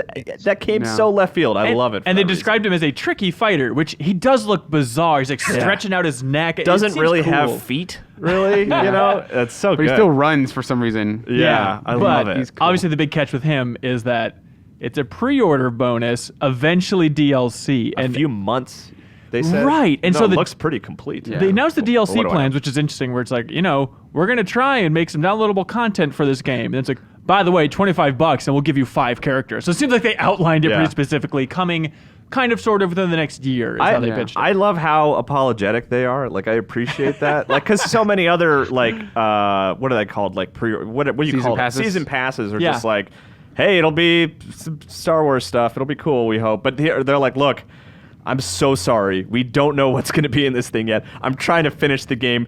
Guys, you know me. I Let have me a live good my track life. record. It was- It will be good. I love this phrasing too. Please allow us to offer the season pass before we reveal its content. Yeah. Please allow us. As if, the gamers are going to say, no, you don't get to do a season pass. It's weird, though, that they mentioned the pre-order stuff and they single out the physical version, which I'm curious as to how the digital version will be. Yeah, Like, I don't know if that's well, bundled in with yeah. it. I don't know. It's I interesting. assume because like the way they phrased it was you need to sign up for the Nintendo account thing. Yeah. If you buy digital version, you're already signed up, so it doesn't matter. That's true. Right. hope. Also, there's a good moment after all that DLC talk where Sakurai, just bracing for memes, he just looks directly at the camera, does the Drew Scanlon blink a couple times, and then he just says, I wonder if I'll ever get to take a break. And the internet Seriously. looked up at him and said no. And he started crying. Yeah, it was really close to that. He said, I haven't seen my child in 8 months. I'm not sure if I have one. Like, has any developer ever harnessed his own misery of development more than Sakurai has for Smash? Like, Well- it's become a beat of the marketing of like, please free me from this prison. I think Well, it's very weird because like especially this game, this is because Sakurai and Iwata were very good friends, and he's been working on this game since Iwata died. So like there was a column he wrote right after the game was announced, like I have not even had time to mourn yet because I've been so busy on this. Oh, God. Well, that is a great segue for the Spirits mode, finally revealed in Super Smash Bros. Ultimate. Everyone was saying, oh, Luigi's dead, everybody's dead, it's all this stuff. They reveal it, and they're like, oh, it's not the spooky spirits. It's that idea from the first Smash Bros. Of all these characters being toys, right? And their souls are being sucked away. And essentially, Imran, I'm curious if you had this read too, it kind of just feels like a gacha system within Yes. Smash Bros. Ultimate. It 100% is, but I mean at least it doesn't cost money, so that's good. Yeah. But That, it's, that we know like, of, to they- be fair. Yeah, they were pretty plain though about like, yeah, the trophies are too much work. We can't do 1,000 trophies every game. Which is a bummer not to have trophies in Smash, but you can see the shortcut of like, hey, we're going to have more of these spirits, which are basically, I don't know, like materia slots for each character, where it's going to be based on rarity and based on type. You can slot in these other characters from around the world of Nintendo, and they'll kind of power up your character. And it changes the properties of the fighter a little bit. And Right, coloring. Yeah. right. Okay. But at the same time, the shortcut is it's all the art assets from the original game. Instead of having to make those unifying trophy aesthetics for every single model, it's just like, okay, let's just grab in, here's Master Miller, here's Liquid Snake, which is very fun to see. Yeah. Here's the Imprisoned from Skyward Sword, Bullet Bill, Nabbit, Cappy, And you're saying Rivali. it's just the art from the source material. Right, which is interesting. Oh, also very exciting. Maybe the most exciting spirit. They have the wrestler and the interviewer from Rhythm Heaven. True. Yeah, exactly. So it seems fun. And then there's the weird twist of to unlock those, you can do like these spirit battles where you go up against characters in Smash that are inspired by those specific characters that are spirits. Like one fun example is like, hey, to unlock Otacon from Metal Gear, you have to go up against Rob and Dr. Mario. Where it's like, okay, I can see how that's kind of lab coat robot. Yeah, Okay. I guess it's such a stretch, but you got it. It'll man. be interesting to see like what is the furthest stretch, for that sort of mode. Yeah. What's out to you, Imran, throughout that director? I really like those like little event things, like the Spirit Sub mode stuff, because that does take some design work, like the Guts Man being a Mega Man that just throws. Right. Like Interesting. That okay. is there's people who are like, I'm very familiar with this source material, and I just wanted whatever tool set we have to make it happen very easily. We're gonna do that. Yeah. Yeah. The other big emphasis obviously was detailing online. And if you kind of zoom out a little bit, you can change it to a wider conversation about this is kind of Nintendo's biggest push yet for here's why you should get Nintendo Switch Online. Is really trying to highlight all the different online modes and different things you can do in Smash. I don't know if anything was too interesting. Anything stand out to you, Serial? It was interesting because I think they removed the sort of basically what they had as ranked and casual matches, and they sort of fused them into one system, which I think is kind of interesting because I'm curious to see how the community will react to that, because there's always been like, I just want to play, whatever, and there are competitive people, and so throwing everyone into the same pool seems like it'll be kind of weird. Yeah, and you'll have your global smash power, which is a Yeah. number compared to everybody else online that'll be changing throughout that. And then eventually, when you get good enough, you unlock Elite Smash, which is interesting because Sakurai had a little throwaway line where he's like, yeah, with Elite Smash, we'll keep an eye on that because we'll be doing some balance tweaks and updates, and that's the pool set and like the data we're going to be looking at is the Elite Smash matches, which, again, as with all Smash Directs and Smash Info, there's a lot of info to go in, and they get really granular, and it's that level of detail that I love when they're going through the different language options and how the Smash announcer apparently has to say all these characters' names in all these different languages now, which is very odd. Yeah. That poor dude. Also, in the online thing, I like that you can send messages to other people, and they had just like messages scrolling by very quickly, but I paused it because I'm a dork for Smash. Yeah. Here's some things that you can say to taunt your opponents. Real quick, this is like on the D-pad. You can pull this up in the middle of a match. Yeah. Okay. Okay, so imagine how angry you'd be if I started taunting you, Kyle, with these. Oh God, don't you do it. Trust your instincts. You son of a. I hope you like to be countered. I'll grab you, and I'll throw you. Oh, good. Is that two one Is that message? two That's separate one. ones? That's Oh, one. That would be good if they were separated. I challenge my fate, and I can change the future. I'm reporting you. I'm reporting you. They need to have that. I like that you can like win other people's taunts. Like if you beat them online, you'll just take their taunt for yourself. That's good. That's society, baby. That's There's how it also works. mind games, because if you tell them I'm going to grab you and then you start relentlessly attacking them to just like Smart. trip them up. Now that's a fighting game Yeah. fan coming You're in with gonna that be in kind the of elite. insight. Hell yeah. That's right. Yeah. Me and Mike Ken. Also, the other big thing is, there's a lot of discussion about, is Spirits Mode going to be the campaign? Is it going to be a Subspace Emissary type thing? Everybody was convinced. Not really. It's just the adventure mode, but they showed what looked like the opening cutscene to that adventure mode, which was just awesome. Just so stupid in the best kind of Smash Brothers way, where all of the 74 fighters are on a cliff fighting a wave of master hands coming in. And then ambiguous evil kind of, The darkness from Destiny. and then it's just the end of Infinity War, essentially, of like all these characters getting killed by these master hand flashes. Except Kirby. Very Kirby little Sakurai survives. nod, yeah. And then you get to see what the actual mode looks like. What stood out to you guys? Well, first was the anime like theme song. Just like when Kirby like crash lands on the planet, it just like full crescendo. They put and lyrics to the new Smash game. We're like, what are you guys doing? Yeah, that cutscene was crazy. The overworld map, like it seems like Yes. you're gonna be walking around a map fighting evil versions of the characters, and then there's like the scene where like where they have Mario and there's that gold liquid that comes down on top of his head, which immediately made me think of the season 1 Game of Thrones. 100%. Yeah, but I guess it's like a way to photocopy him and turn him into an evil version. Heavy of is the himself. crown. I think Kirby's actually a pretty good character to do that with, though, because he has the ability to copy other people's powers. Oh, so yeah, there yeah. could be some interesting stuff there. Oh, some interesting lore depth out of Kirby there. That's Yeah, pretty good overall. I'm into like just go for it. Just like give us some story. Give us some stupid lore for all and that weird stuff. isometric map thing, even Yeah. like, show the Pokemon trainer and it's like, it kind of looks like Kanto or something. Like, it could be interesting seeing each character in their own setting with their own unique running around this overworld system. It's very They did odd. say when they announced the game that there would be a new way to unlock characters this time, so I'm guessing this is that way. Yeah, like it you must go be. through single player. You're going Right, through right. and saving them from the darkness or whatever. Mm-hmm. Yeah, That's cool, defeating 'cause their clones. I really liked Brawl's Subspace Emissary mode. I think it's underrated. I liked it in concept. I like the idea of a very meaty single player for the game. I don't know that I enjoyed playing it. Yeah, it's a little bit dry, I agree. And it seems like this new mode is called World of Light. Yeah. It seems to be that they're framing for this. It's kind of exciting. Smash Brothers. What's better than this? I'm excited, man. They're living up to that Yeah. ultimate subtitle. I guess it's ultimate. I mean, that's got it freaking everything in there. And Do you guys have any guesses on the DLC?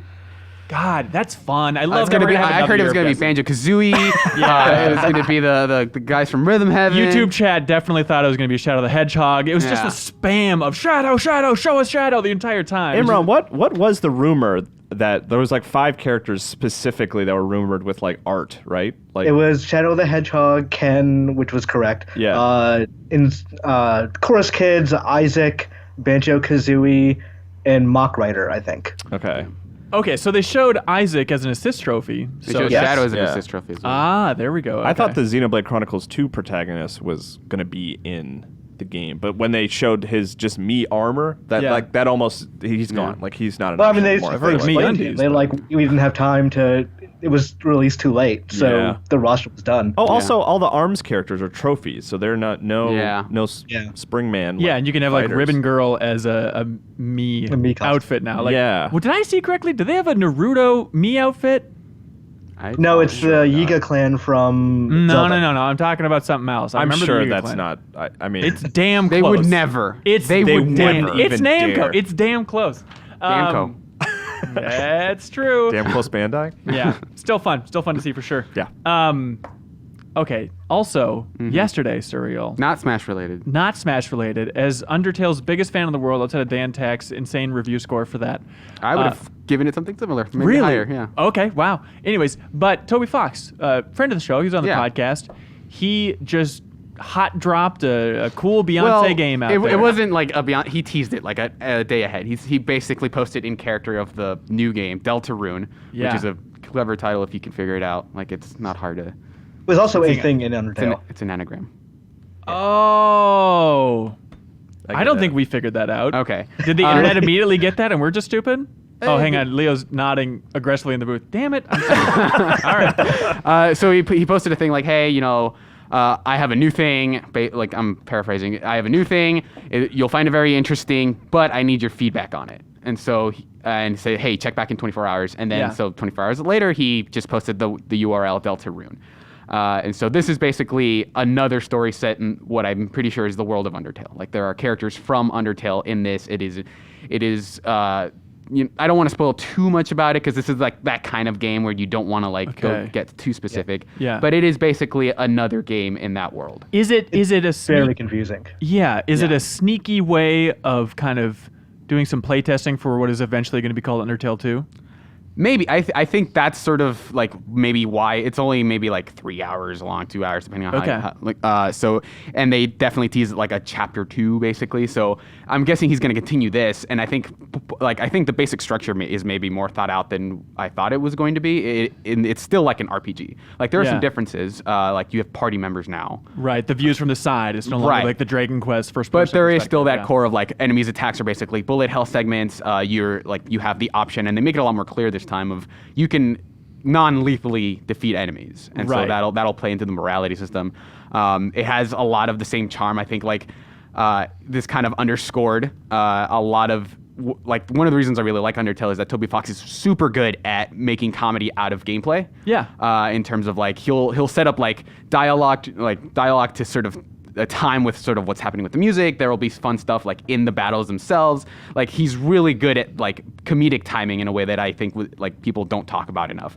But I haven't finished it yet, but obviously I don't want to spoil anything. But there have already been like some really cool moments, and it's really interesting because like the music is really good, and when you download the game, it actually gives you like what I think is the full soundtrack to it. Oh, that's awesome. I think it's in .ogg files, but like that's really cool. So, I mean, not to mention I that. finished it last night, and there's a lot of really weird. Like, I went to discussion for it immediately. There's a bunch of stuff I just didn't see. Like, apparently, you can miss a lot of things in even that 3 hours.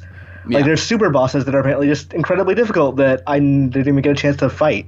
Yeah, like there's stuff like I lost my progress this morning, and then I started playing through it again. I noticed things that I hadn't noticed the first time around. Like it's actually like more. It's more dense than you would think. I haven't Also, heard- it does some modification to your Undertale save file, but no one's figured out what it is. Yeah. That's interesting. I haven't heard any takes on it. Like, is it good? Is it great? What do you think, Imran? It's enjoyable. I mean, I sat through and did it all in one sitting, and like, it's just a bunch of. If you've played Undertale, it's a bunch of questions like, why is this happening? Where does this take place? And it just keeps mounting and mounting those. I know, Serial, you haven't finished it, but like the last, I would say, 20 minutes of that game are just giant question marks that don't make any sense. That's cool. Like, yeah, because it obviously like Undertale was sort of one of those games that has to set you up before it can like tear you down in terms of like delivering like a really like haymakers in terms of plot stuff. Yeah. And this feels like so far it's been a lot of setup, but like I'm curious to see sort of what happens at the end of this and how that's setting up for whatever else he might be doing. And I'm curious about like what he wants feedback on. Yeah. In terms of like, do you want this to be an RPG? Do you want this to be something else? Or like, do you like What? Where, Change the genre. well, like I'm curious as to how much like how crazy he's willing to go with feedback on this. Yeah. I started it last night, and it's like, it's been, 3 years since I played Undertale?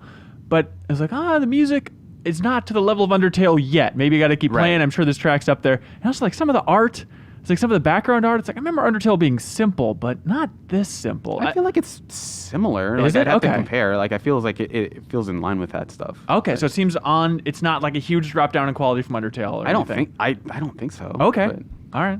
How do you get this, by the way? Do you have to buy into it, or is it Deltarune.com. it's just a free download? Yeah. Here's the catch. Yeah, it's free, but your computer will try and puke it out aggressively, like malware. You have to agree, like this is going to be Right. crazy. And then even Toby Fox in like these pop-ups, it says in all caps, "You accept everything that will happen from now on."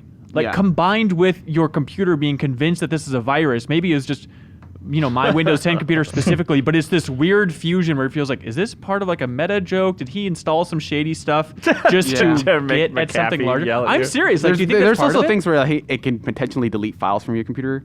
So my recommendation is if you're planning to play this, put this on a USB drive and put it in its own isolated folder. Wait, this seems huge. What are you talking about? Like there are he warned like, hey, if like there's a potential that if you use the uninstaller, it could delete put other files from your computer. And this is accidental. This isn't part of. yeah, this trippy isn't part of design? like it's not. Okay, It's this not is just early. He said like early don't use accessing straight up. quotes. Yeah, don't use okay. the uninstaller.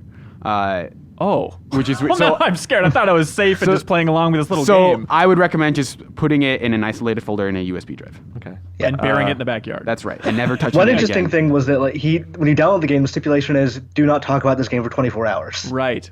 Yeah, I think And that's like just, I guess that was because so many people spoiled the cool parts of Undertale. Yeah. And, Yeah. like my YouTube thumbnails and stuff like that just immediately. Yeah. That he just wanted one day where people just like, because if you're playing it and you've played Undertale, you don't want answers. You want that confusion. Yeah. Yeah. Like I think he likes that idea, but he got a day from it. So How bizarre. I don't think we're giving enough credit to how cool it is just after, hype on Undertale has kind of dwindled. It just came out on Switch, which is just big. came out on Switch. Yeah. But still, it's like if 3 years ago that game came out, all of a Yeah. sudden just bam, here's something new and mysterious, and the community is trying to wrap their minds around it. That's so fun. Yeah. Very And cool. I'm pretty excited to see where this is heading. Oh, all right. Imran, do you know what's happening next week? no. Outside of Extra Life on Saturday, which is very exciting. Well, that's still this week. Kind of, sort of. But hey, Game Informer's next cover story. Oh, that's Yeah. right. We're going to be talking about it on next week's podcast. And you should keep your eyes open, perhaps earlier, maybe earlier, Yeah. on Game Informer's site to learn Check what it's back going to in be. more than Maybe. 24 hours. It is going to Maybe be a fun 24 one. hours. You know what else you 24 should do hours? next week is vote, please, on Tuesday.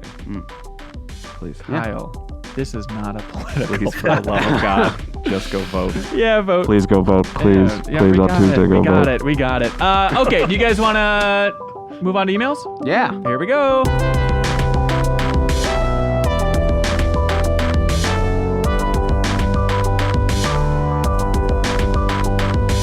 And welcome back to the Game Informer Show. Damn it, Lee. Okay.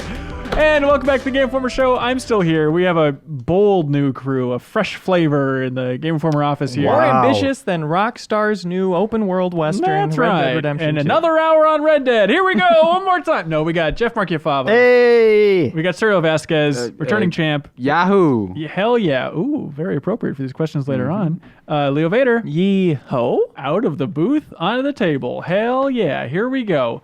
Podcast at GameInformer.com. People send in emails, Jeff Marchiafava. Oh, it's amazing. Some people have to choose. They're like, they have a great question, a great topic, and they say, do I send it to feedback at GameInformer.com or podcast Oh, at you mean GameInformer.com? 99% send it to podcast? People, send them to feedback too, okay? You can double dip. I don't care. And I know people on this podcast like to keep it a secret who writes feedback, but so I won't tip my hand or anything. Yeah. But Jeff wants you to write into feedback at GameInformer.com. Please. If you want to be in the magazine, which I will say I desperately want people to write into podcast at GameInformer.com. Mm-hmm. You know, it's kind of like a little tug of war we have. But at the same time, podcasts are fleeting. Like magazine, your name can be in Forever. print. Print forever. Yeah. Someone will find it in the rubble one day, like Fallout. You blew it up, you damn dirty. Hey, hands. but this question's nice. That's right. Podcast at GameInformer.com, though, for the really good questions. Yeah. Dares, thoughts, feedback, words of wisdom. What's your favorite type of email sent to podcast@gameformer.com? Stunts, whatever you Live want. stunts ideas. Send it in. We'll choose your favorite, put it up on the big board, honoring where you come from, your place of birth. Hello, Ben and company, says the first email from Andrew Burns in Henderson, Texas, saying, hey, I'm probably the biggest fan of lists. Oh boy, off to a good start.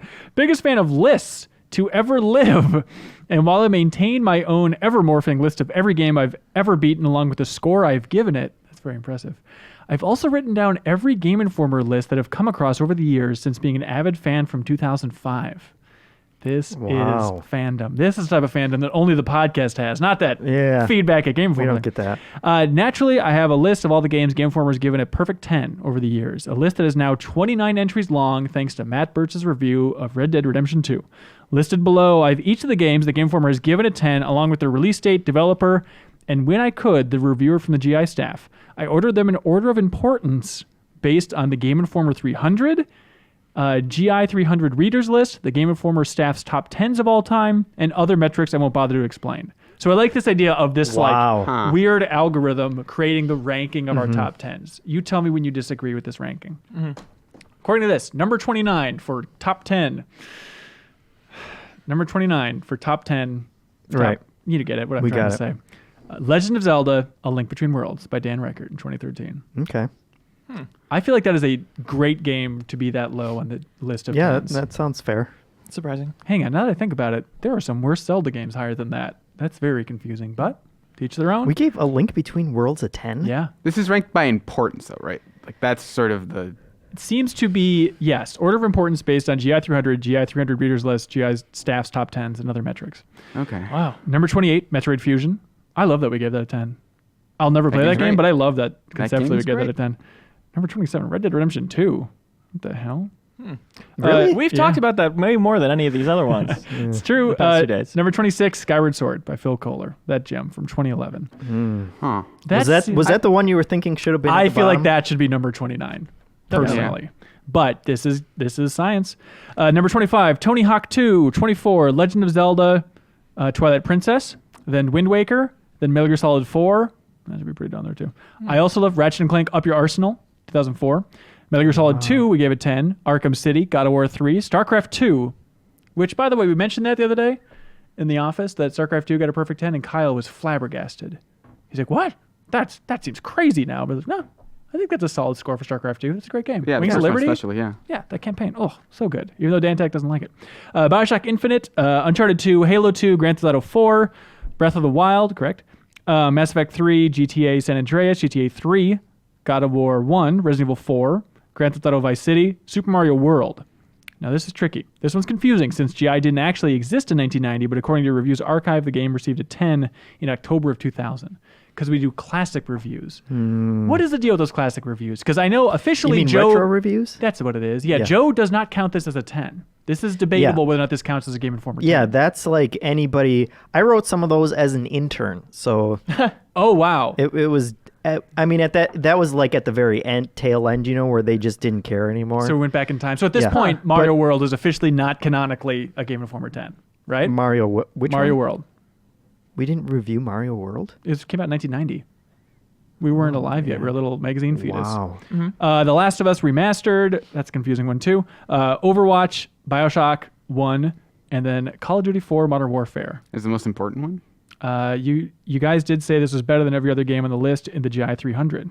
Which one? Modern Warfare. Apparently, in that ranking, that is the highest number 10 in our top 300, which is interesting. Yeah. Huh. I think to me the one that stands out as most surprising is probably Up Your Arsenal. Like I wouldn't put it Yeah. at 29, but I would put it like, maybe right above Skyward Sword. Is like I don't know. People don't talk. Does about everybody consider Up Your Arsenal to be the best Ratchet and Clank? I've never really heard that outside of this office, but I'd love to hear if the community has thoughts on I that. also feel like Tony Hawk's Pro Skater 2, like Pro Skater as a concept could have been higher, but that specific one probably hasn't appeared on that many lists. Well, people Right. have different favorite Tony Hawk games. Seems like 3 seems to be the consensus as far as I can tell. I mean, from your generation, you guys enjoy Ride or something that I'm not too familiar with, but yeah. Project. Just love motion controls. Project Leave Me Alone. Okay, fun review stats. Which reviewer has given the most 10s? Reiner. Kyle. I'd say Reiner. Reiner at 6, Joe Juba at 5, Adam Beesner at 2, Andy at 1. and then everybody else at 1, damn close to it. Series appearances, which has scored the most? Zelda. Correct. Zelda at 5. A little excessive, yeah. Correct, Andrew. Grand Theft Auto's at 4. BioShock's at 2. That's funny. God of War's at 2. Developer appearances. Number 1 developer? Nintendo. And then Rockstar. You got it. Blizzard's at 2. Rational Games 2, of course. I also thought it was interesting that no Mario games officially appeared on the list now that we're axing Mario World, nor did a Final Fantasy or Bethesda developed game. He says, no Final Fantasy feels like a crime. Serial, you a Final Fantasy guy? I've dabbled. You know, I played the first 5 on GBA and then 10. What? It's a weird history. I don't know. What are you doing, man? That's odd. That's when I found out about Final Fantasies. Like I played 10 and I was like, oh, there are other games in this series, huh? It's not just an X. You should have known what you were doing was wrong. Oh, sorry. And then I played all 5. I played the first 5 on GBA. Okay. Yeah.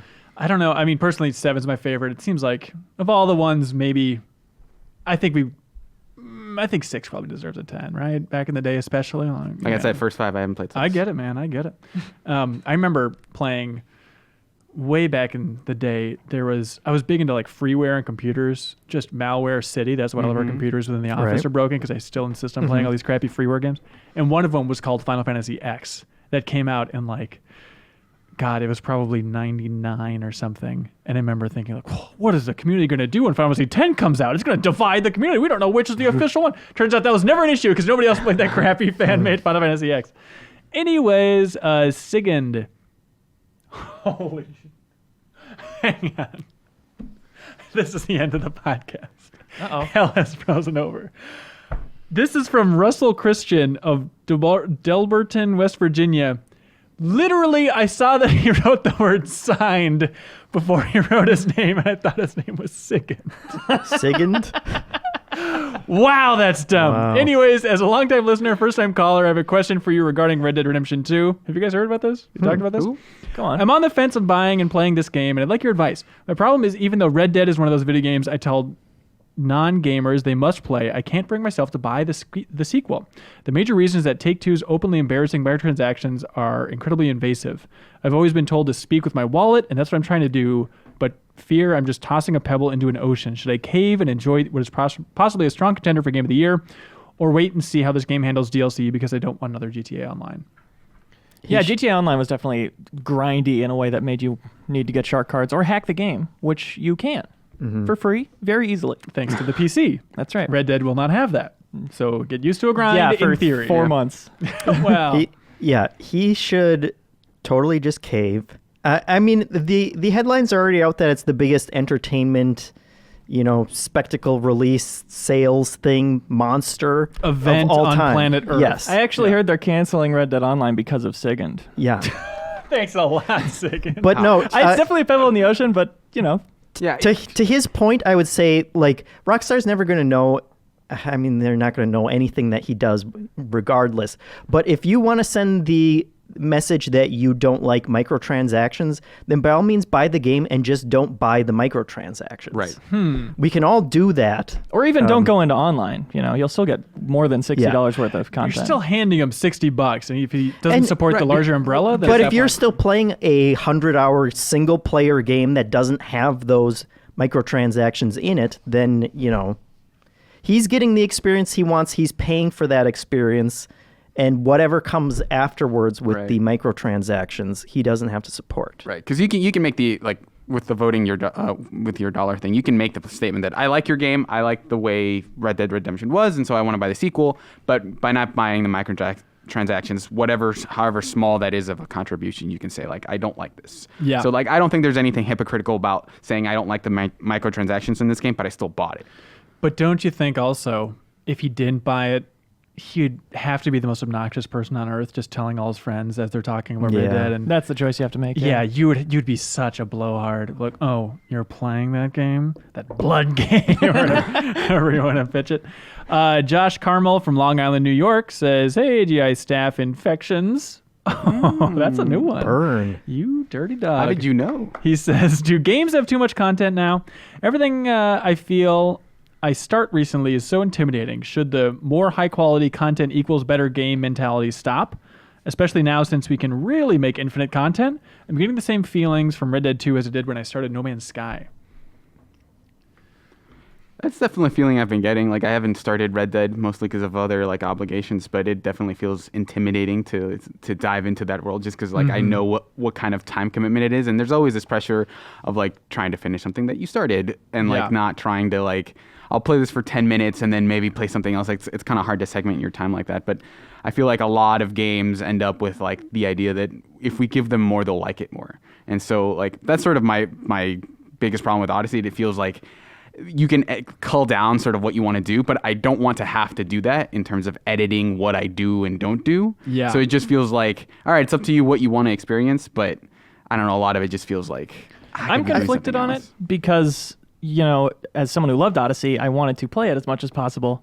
And I like having too much content, certainly more rather than too little, so I can pick and choose my favorite category of content to engage with. I never feel like I'm obligated to play everything, whatever. But also, it's a fair statement to say that there are a lot of games out right now, and you might not want to commit 70 hours to see the end of a story for something you bought.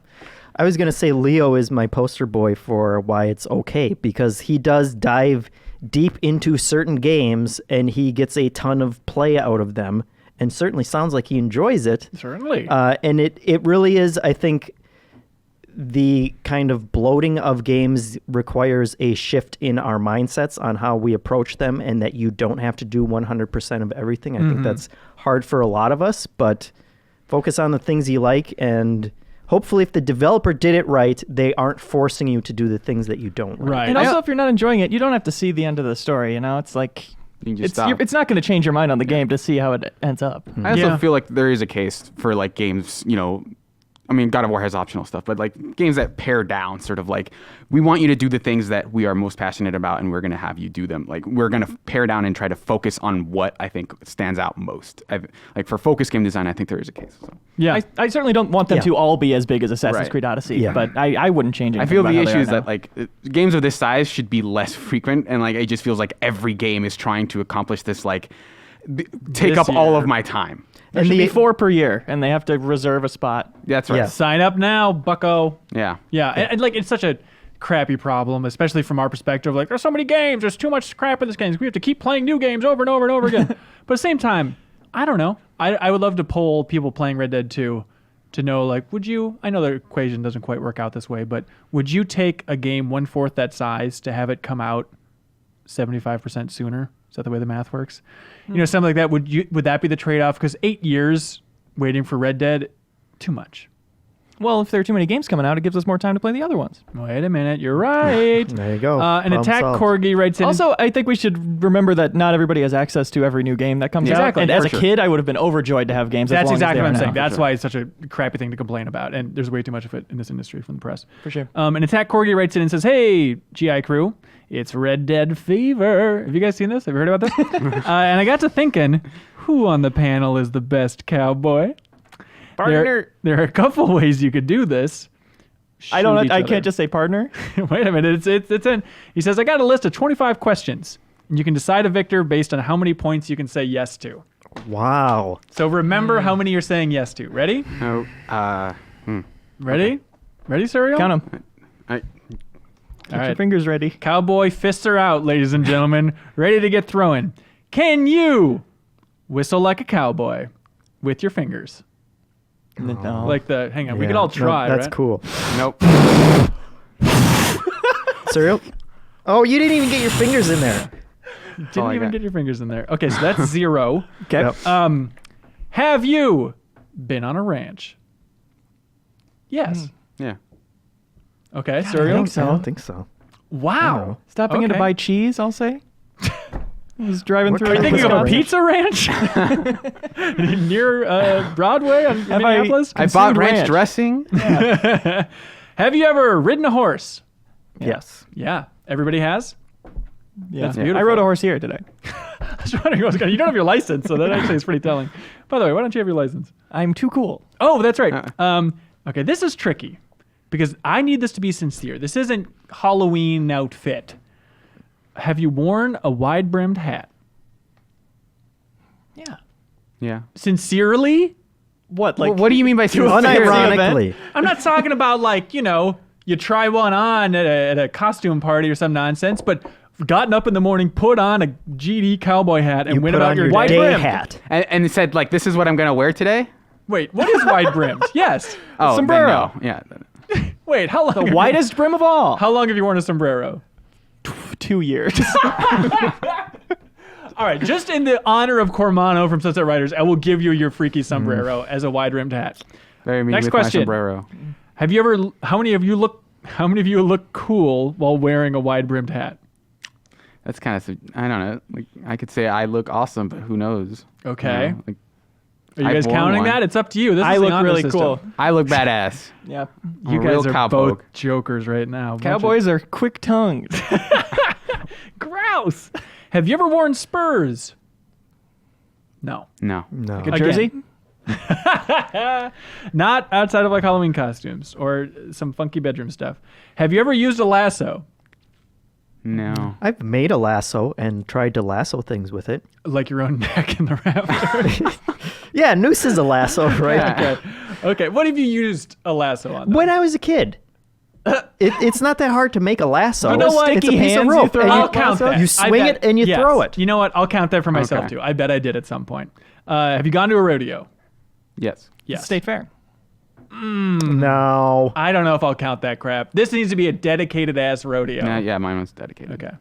They Here's were a- real dedicated. Here's a story I got. Jeff, have you been to a rodeo? No. Great. Here's a question / story I got. There used to be. I grew up in Bum F, Minnesota, right, just the middle of nowhere. What does the F stand for? I'll tell you after the show. Yeah. So fart. Bumfart, Minnesota. Check it out. Population 971. And they used to have this rodeo way out in the country. And I was like, hey, come on down to the Rooster Rodeo, or whatever the hell it was called, right? And I have this memory of just my mind being blown as a kid because they would race sheep, and you would sign up as a kid to ride sheep and race them. And then like everyone was drunk, yelling like, yeehaw, all this fun stuff, right? And I remember I never signed up for it because I was a coward naturally. But I remember this kid my age signed up for it. And then it was this herd of sheep just filled with children racing each other. And one of the kids was riding on the back of this sheep, and it was a big woolly sheep. And then he rotated fully under the sheep and was hanging on to the belly of the sheep as the sheep was running full speed, legs God. kicking. And all the adults were still like, yeehaw, look at that, it's a good time. I remember thinking that was the craziest thing. And as every year I age, I think back more and more to just one of those hooves going in that kid's face. Game over. That guy went on to work on Metal Gear Solid 5. Wait, am I missing something? Oh, sure, the sheep connection. You I got it. realized that nobody could see him. Yeah. When he was on Okay, the side. fired a pistol. Yes. Do blanks count? Yeah. No, blanks Unless don't it's count. like a pop cap gun or some nonsense. Do cowboys use blanks? I don't know. Did they? I don't know. don't know. No. Not a cowboy. Yes, I'll say blanks count. All right then. They might just be playing pretend. All right. Yeah. Fired a rifle? Yeah. Yeah. Airsoft. No. Get the hell out of here. See, You're really Cowboys definitely you use allowed it. the blanks, Hanson. I'm asking these questions to And know now- whether or not. All right, I'm Does just Nerf count? Doi. Hang on, I lost my own. Doi. Have you ever gone hunting? Yeah. No. Really? Jeff, what you hunting? Ducks Okay. and geese. If you count those as animals, do you know how to make a campfire? No. Well, I mean, do it. I could how figure are it we out, but counting? I've never done it before. Really? Okay, let's count it. Have you ever made one? Yeah. No. Yeah. Yeah. Okay, then cereal. Oof, boy. Have you ever chewed tobacco? No. No. No. Leo? I don't think so. Okay. This is a weird way of phrasing it. Blasted finger guns at someone unironically. It was my dad had to tell me to stop doing finger guns and photos as a kid. Really? That's worth like 2 points. All right, there we go. I don't think so. Said howdy partner to greet someone. Never combine No. the two. Here's the thing. Never combined it unironically, but howdy is my go-to greeting. Like if I'm going to a store or like passing by Doesn't someone, count. I say howdy twice a week. I think that's pretty Doesn't good count. on the cowboy scale. Nope. Nope. All right. Who has the best yeehaw on the panel? All right. Yes. That's not really a. Yeah. You can count it. You can count it if you get number one. Ready, Jeffem? Okay. Take it away, boy. Oh my god. I don't think I can compete. Back away from the mic a little bit when you do this. No. Cereal. All right. Do it closer. Oh God, that hurts. Yeehaw. God damn it, Leo. Yeehaw! Jill in the booth, who are you going with? Jeff M. Yes, wins. see? Wow. Damn it. It pays to be close to the mic. I guess we should all be yelling into the mic more. Yeah, my God. Let's see. Have you enjoyed Brokeback Mountain? Absolutely. The movie's amazing. I've never seen it. Ooh. Never seen it. Oh my God, you guys. It's so good. You two Same have to go see composer it as together. Last of Us. Oh. Shall we check it out? Oh, cool. Played Red Dead. Yeah, we got that. That's less interesting. Let's see. Is that one? Are we Wait, do putting we our all fingers care? up? I already It doesn't matter, because it's not so everyone's lovely. done it, right? Except Jeff. I haven't played the second one yet. Let's do it so we get points. Oh, then the question is. Wait, it just says played Was it Red the Dead, right? first either or the one- second? Yeah. It's the first. Okay. Yeah. It also, have you played Red Dead Revolver? Yes. No, I haven't. I love that game. Dang it. Okay, Leo gets the points. Hang on. Let me do this math here. Yeah, not I, counting I, Red Dead I Redemption. stopped counting. Okay, hang on. I'm gonna I cut think just to I'm figure out the right math. on my Everyone's gotta count. figure I'm- this out. Are we counting played Red Dead? No. No, right? Yeah. Since it would be even anyway. Yeah. Okay. Wait, why aren't we counting it if we all did it then? Because that just inflates the count. Yeah, artificial. Yeah, but we're still Fine, being we can judged count. on I a was just scale being of evaluated cowboys. on a I just scale wanna of make 1 sure to we all 25. count it or we right? all don't. I say we don't. All right. So then now we're being evaluated out of 24 questions then. I guess so. What are you guys at? What's your number? 7. I'm at 6, I think. I'm at 9. I stopped counting. Jeff! I'll give you the list again. Count it up. God, Is that it? Are those why all is the this so questions? important? This is very important. let's see. Yeah, that- there's some other ones, but they're not good. Okay. So you just Were we kill Leo, counting and it then or won't not? count, it won't matter. What? we can just edit the part where Playing Red Dead. No. Then it was 9. Oh. I'm the You guys have to Jeff? duel. We're tied. That's amazing. You guys are gonna have Tied to pull for up. cowboy points. You want to hand me that stack of papers there, cowboy? Thanks. Let's see. Hang on. Finger gun standoff. Have the panel face off by winning a shootout. Whoever draws and yells "bang" first wins. Bang. Oh, I guess. 7. Cereal one. I guess Serial took it. That's very We confusing. do have Nerf guns upstairs. We should duel at some point. That's true. Leo, out of the booth. Do you want to read this next one just so I can read crap down? The top one? Yep. Hi, Ben and current podcast volunteers. I was wondering how much time do each of you set aside to start a game? 1 hour or 2 hours or more? With a game like Red Dead, how long is your initial playtime with the game? Are there certain games you consciously give yourself more playtime that first time? Chuck from Green Bay, Wisconsin. I love that question. It's so simple, but that's a gamer question. 'Cause 2 there's hours is my block I set aside. 2 hours. Yeah. Whew. You don't even get to the title card in Assassin's Creed Odyssey by that point. I guess so. I think I'm about an hour. Like I ran into the situation of like, I got half an hour to kill the other night. I'm going to start Shadow of the Tomb Raider. Miserable. Just hated it because like there's not enough time to do anything here except to watch Yeah. a cutscene. Ugh. Right. That's why you don't do it. I'll go 1 hour. What's your number, Jeffem? Well, Even though it's bad, I go 1 hour. it depends on the game. I would probably say around the 2 hour mark. Wow. But that is why I haven't started Red Dead yet. Because I haven't had a good chunk. I want like a 4 hour chunk. Yeah. It's a big commitment to start a game. It depends on the Absolutely. game for sure. Like Okay. I've for like big games like Red Dead or something, I'd probably sit on 1 or 2 hours. But like if I'm just gonna play like a match of like Soul Calibur or Dota, I'll just like play whenever. Like it's an impulsive thing. Yeah. Yeah. Leo, can you do an impersonation of Arthur Morgan? Hey, I'm Arthur Morgan. And I gotta rescue this guy too. I'm gonna chuck that kid in the river. My little Does he horse say died. that? Yeah. It's a majority of the game. I can't wait for you to start. He it. picks Just up Jack chucking Marston kids? by his diaper Wow. and throws him in the lake. As much as I've heard about Red Dead, I've not Yeah. heard his child in river tossing tendencies. Yeah, that's why Miller doesn't like him as a character. Something rings false. I wouldn't do that. Next email here. Hey, Ben Ransom and the Huggies. Longtime listener, first time writer. Thank you. I've actually been listening since the Matt Helgeson days. I'd say I'm a fan, but honestly, what you guys do sometimes is pretty sloppy. Case in point, on last week's podcast, when you guys were talking about Spider-Man DLC, you said that Black Cat was just a normal powered person who dresses up like a cat. Wrong. Black Cat was actually given bad luck powers by Kingpin. In short, she has the psionic ability to affect probability fields, which creates bad luck for her enemies. For example, while fighting the Black Cat, she might give someone bad luck and then they would trip over their own feet. Anyway, my question is this. If you guys had bad luck powers and could control them, when would you use them and why? Feel free to trim Joe's answer for time. Thank you, Ben Reeves in St. Paul, Minnesota. Okay. So I'm stuck. come on. I'm stuck on the part where Kingpin, a human, Yeah. endows someone with special Inalienable powers. rights. Yeah, I bet it's some nonsense like, oh, he's got a tank in his lab and he's so rich or whatever the hell he does. Yeah, He sure, drinks whatever. Magic 8-Ball juice from his office. Yeah, it's some I'm nonsense. gonna steal this. The rest we don't have to dignify that. But thank you, Ben Reeves, for rating in and correcting us. Does diarrhea count as bad luck? You got it. Yeah, I'd give that to people. Hell yeah. Hell's Give it to Fury. Reeves Yeah. Right. for writing that What if letter. all four of us gave it to Reeves? How cool. bad would it? If we hope, Hang on. hope and pray right now Right that now. it's happening. Okay, I just watched Kingpin the first call us. episode of Sabrina on Give it to me. Netflix, and this is how it works. Diarrhea. What if he's just absolutely shitting his pants right now? He's just Doesn't know what's driving going to on. work. Why? Reiner comes in and just says, "Office is closed. Too much diarrhea." Yeah.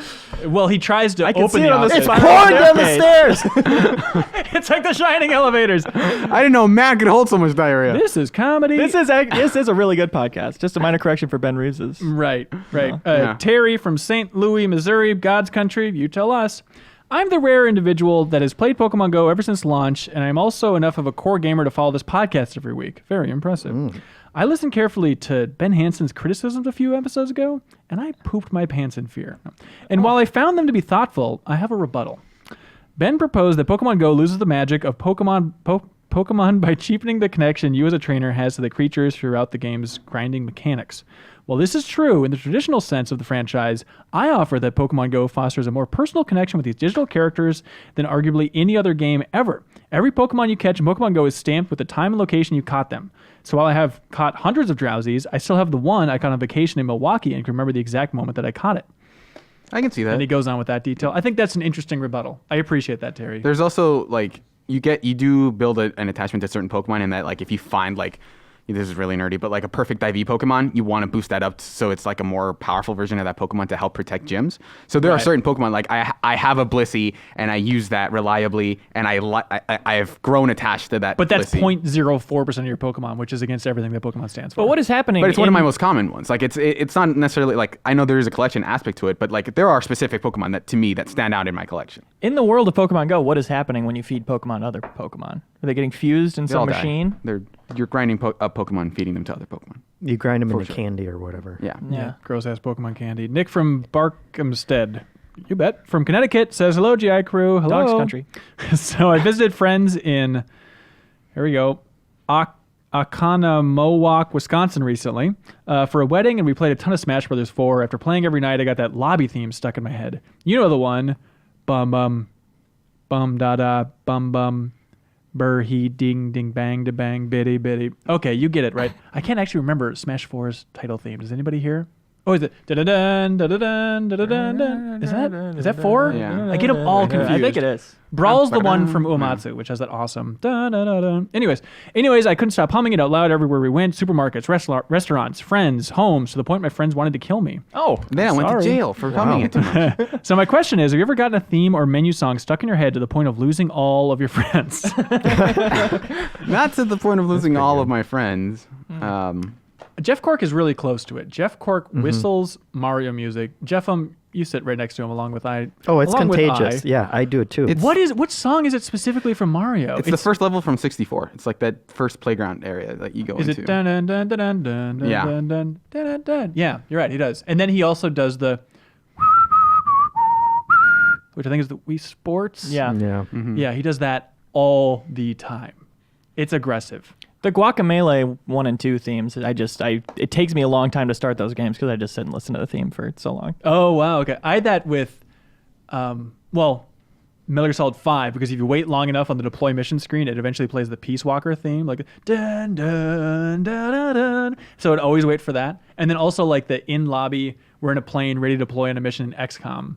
I think XCOM 2 actually has even the better music of just waiting until you launch. I can't remember if it's from Dual Strike or Days of Ruin, but one of those Advanced Wars menu themes I have in my head constantly. And you think about Advanced Wars every day. You That's once right. told us on this podcast. I also think about Jess's theme from Advanced Wars all the time as well. Rest in peace. Wow. I don't, maybe number 1, unless I'm forgetting something very simple, but I think the middle. I wish Blizzard had a better dumb name for this dumb part of this dumb song. It's StarCraft, Terran 1 is the overall name of the song, and in the middle, that dun dun dun dun dun dun dun dun, Yeah. that part. That part is so catchy and so good, and it's just buried in there. I think we've talked about it before Fired on the Up? podcast, but That's all they get you. That's how they get you. Josh Carmel, wait a minute, also writes in from Long Island, New York, saying, hey, recently the season 2 of Castlevania came out on Netflix. It's phenomenal. Have any of you watched it? What do you think? I think it's really cool. The first season was kind of like very it felt like it was just a prologue, basically. Yeah. In that, like, by the time it was over, you were like, oh, okay, I guess they're just starting this series now. I think it's like easily, obviously, this isn't a high bar, but it's probably like the best video game adaptation. In that, like, it knows when to sort of be super referential and when to just sort of be its own thing. Yeah. I think a lot of people are going to be a little off put by it because it's slow in the middle. There's just a lot of conversations about, the nature of like Dracula as a person and Well, what is a man ultimately? right. Yeah. He's very much a miserable pile of secrets. And like there's a lot of like conniving and sort of like people in Dracula's court trying to like get one over on each other. Huh. Meanwhile, the heroes are like trying to find a way to stop Dracula's castle from teleporting all the time, and those parts can be a little slow, but I enjoy that it's not just like 8 episodes of monster killing and like just Right. brutal action. And so because there are certain parts of it where they do lean into that, and it's just like it's super brutal, and it kind of highlights like, Jesus, this is really messed up. Yeah. People still get whipped though, right? Yeah, you They can get watch whipped it. in their butts. And they're Trevor like, "No!" Trevor Belmont at one point gets very excited about finding a new whip. That's fun. That's cute. What do you guys think about the rumor this week that, hey, that company is making a Zelda? That'd be interesting because I feel like Zelda, like from the example of Castlevania, which is super dark and like very brutal and like kind of adult. I don't know that would work with Zelda. Well, you don't need to make it adult. Well, sure, but like I'm curious as to how they approach that with Zelda. Like, are they going to try to flesh out Link as a character and say like Ganon's, he's a really conflicted character and things like, because it feels a lot more cartoonish to do that to Zelda characters, but I'm interested based on just the pedigree of them pulling off Castlevania so well. What was wrong with the original Zelda animated series? I ask you. 0. Yeah, just redo the art on that, but keep that VO perfectly intact. Here you go, Netflix. Here's some hashtag content for you, buddy. Original 70mm. Andrew collection. Andrew Klaba from LA writes in, that's technically God's country. I'm sorry, but it's true. Happy Halloween, he says. Ooh. Seeing as it's the spookiest time of year, I thought I'd share my own personal ghost story. Cold wind is drafting through the studio. To set the scene, this was about 10 years ago in the old New England house I grew up in.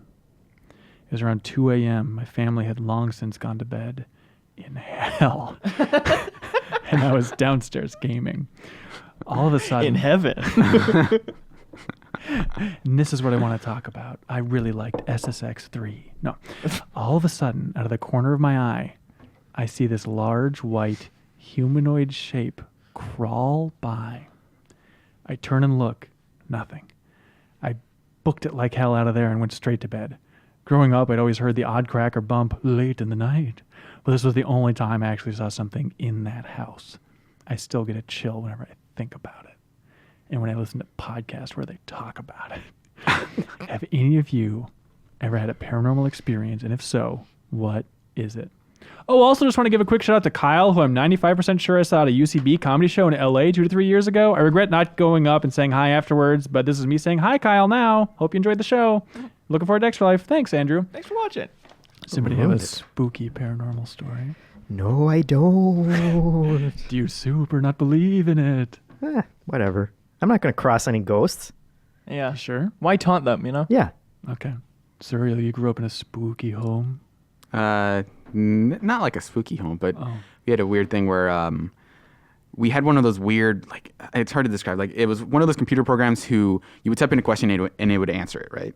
Like, okay. But the idea was that it was like secretly sort of like the person using it would ask people questions and then write in their own answer, and it would disguise it as like some weird prompt. So it'd be like, oh, how did it know this? Like, oh, what's your favorite color? And you'd say, well, that's obviously red. And then the person would type in red, and it was supposed to be this thing where you could type words and it would just fill out as like part of a prompt. It was like a weird predictive thing. This is freaking me out. So you like the person using the program would say like, hey, would ask the person, what's your favorite color? Yeah. And so you would type in, okay, what's your favorite color? But you'd secretly be typing like red. Can you get to the spooky part though? Okay, so like basically, my parent, like one of my aunts thought like it was real and that it was haunted and cursed, and told us to go to church to purify our souls in order to get rid of the sin of this program. That's amazing. And so at one point, like the guy who was using it, who was my cousin, and that was her mother, he got very scared that he was going to get in trouble. So he had to explain to my mom, or to my aunt, how the program worked. It's like it's just a program. It is not the devil. All right. That's so funny. Yeah. So it wasn't a spooky story, but it's that's spooky. tangentially related. I think that's spooky enough. I don't know if I really talked about it, but I grew up on a road, a very crappy road out in Bum F, Minnesota. I don't know if you guys have heard about it or talked about it. Yeah, Bumfart. I don't know what Beautiful, you're beautiful cutting place. it short. Yeah. Anyways, but like people, the internet knows about this road. People have made horrific documentaries about this road, which is just like them roaming the road at night. The road isn't a documentary. Oh, wait a minute. That's confusing. But anyways, it's like this local legend thing of like this road's so scary, and I grew up on it. And so I was just scared all the time because I'm also a huge coward, as we established earlier from the sheep riding incident. And so I was just convinced, obviously, ghosts everywhere. There's a terrible graveyard. We had a cabin, which was just effed in the middle of the woods, just ghosts up to wazoo. So one time, and I've dialed this down, but I remember being scared all the time that there were ghosts, right? Everywhere. And one time I was sleeping up in my cabin, and I woke up in the middle of the night, and I was probably like 7 or 8 or something. And I swore at the time that I saw a girl with red hair standing at the end of my bed, like looking at me. And I remember the part that killed me and probably influenced me way too much was that she looked like sad. And that part was just rough. Damn. Because she was like probably like 16-year-old girl is what I remembered, right? Did you You hit sure it wasn't Kyle? Hang on, it was Kyle Hillary. Right, he went to that USB or UCB show. That was super cool. Explains why it was sad. Yeah, and so like I told everybody like, oh, this is different. I remember feeling at the time like I see crap all the time, but this is different. This is messed up. And then upon further inspection, I started thinking about it like, well, I saw her standing at the end of my bed. The loft where I was sleeping, the ceiling's like 3 feet because it's like this weird slanty thing, and your toes are like right at the edge where the roof comes down. You know, it's like someone couldn't have been standing there. So unless she was like floating half to the floor. I started to find more and more holes in this, and now I don't know if I believed it. But at the time, Ghosts I was, can float. I guess Ghosts that can is go one of right like through the the ceiling, defining too. characteristics. But I remember I was so scared then, and I didn't want to come across this little coward in front of my dad. My dad was sleeping up there too. I was like, Dad, I need my asthma inhaler. And I like woke him up because I was so freaked out. Oh, Just to, like, that- have some excuse. That'll convince him that you're cool and tough. And then I he's need like, my you became a asthma man inhaler." today. Now say yeehaw into my ear. Anyways, that's it. Ghosts are real, and they're behind you right now. As I was saying, Alberto from Fort Lauderdale, Florida says, hey, Ben and crew, I've been a weekly listener since 2015. Thank you. As an aspiring game developer, the interviews you guys have with developers are often a great insight into the future of the industry as a career option. I do wish you guys would add a question to your next interviews. What would you recommend to an aspiring game dev that wants to join a studio? I'd really love some insight into that. Yeah. It seems like a cliche question, but like the one time we did ask it on the podcast was in the Lingering Questions podcast for Black Ops 4. And David Vonderhaar gave a very heartfelt, sweet response for like 3 minutes that seemed like genuinely good advice. And I'd argue in the interview coming up with David Adams, because of this email, Alberto, I asked him exactly that. And he also gave like really thoughtful, great advice. And so I'm thinking we should just ask everybody that and then cut them all together into one supercut. Wouldn't that be fun? And I think they'd have a lot of different answers too. Yeah, for sure. That'd be cool. Bribery. Alan Cooley from Albuquerque, New Mexico. Albuquerque. There's a ghost in my mouth. Ben and GI Crew. I thought we'd step away from gaming for a minute Finally. so I could ask some general questions about the staff at the Game Informer office. Jeff Markifava, you have to answer these questions. Are you ready? Go for it. For each of these questions, choose one person. Okay. Who is the funniest person in the office? Leo, next question. Wow. Absolutely. That's amazing. Who was it before Leo joined? I mean, do you not agree? I do agree, but part of me doesn't want to admit it. Because you're hurt that it's not you. No, I know. I realistically, how many people do we got? 16, 17 or something? Yeah. I think I'm probably around that 10. I think I'm around that bubble. I think you're higher than that. Yeah. True, man? Yeah. You're selling yourself short. I'm dude. like a little up your Arsenal ranking. That's right. Oh, that's perfect. Okay. Thank you, Jeff. Who is the most easily annoyed? Easily annoyed? Come on, dude. There's one answer to this. Is the answer Joe? No. Oh. Ooh. I know who it is. I know what answer you're thinking of. Hey, maybe it is Joe. Actually, yeah. That could be. I'll go whatever you want, man. This is your call. All right. Who's the best at video games? Who's the best at video games? Probably Leo again. What? Have you ever seen him Really? play? Yeah, I see the compilations that he puts together. Okay, that's and good. no one else does that. Oh, So you watch my montages? Yes. Thanks, man. Montague. Crayola Scoot? Who is the worst at video games? I don't know. I'll take that hit if you don't want to pin anybody. Sure. I'm very convinced it's me. Who's the biggest talker? I.e., will have hour-long conversations with people unless they're kept in check. Now that said, it would probably be Miller. Wow, really? Who are you thinking? Who do you think? Miller! Brian Shea!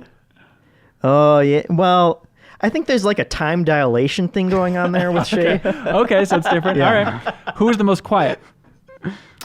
I don't know. You realize the twist is that it's you. Okay. Yeah. Fair enough. Who spends the longest time in the bathroom? What kind of pervert am track I of that? timing people in the bathroom? I've seen your stopwatch, you perv city. It would have been Adam, but is- he left. so. All right, there we go. Who's the nicest person in the office? Nicest.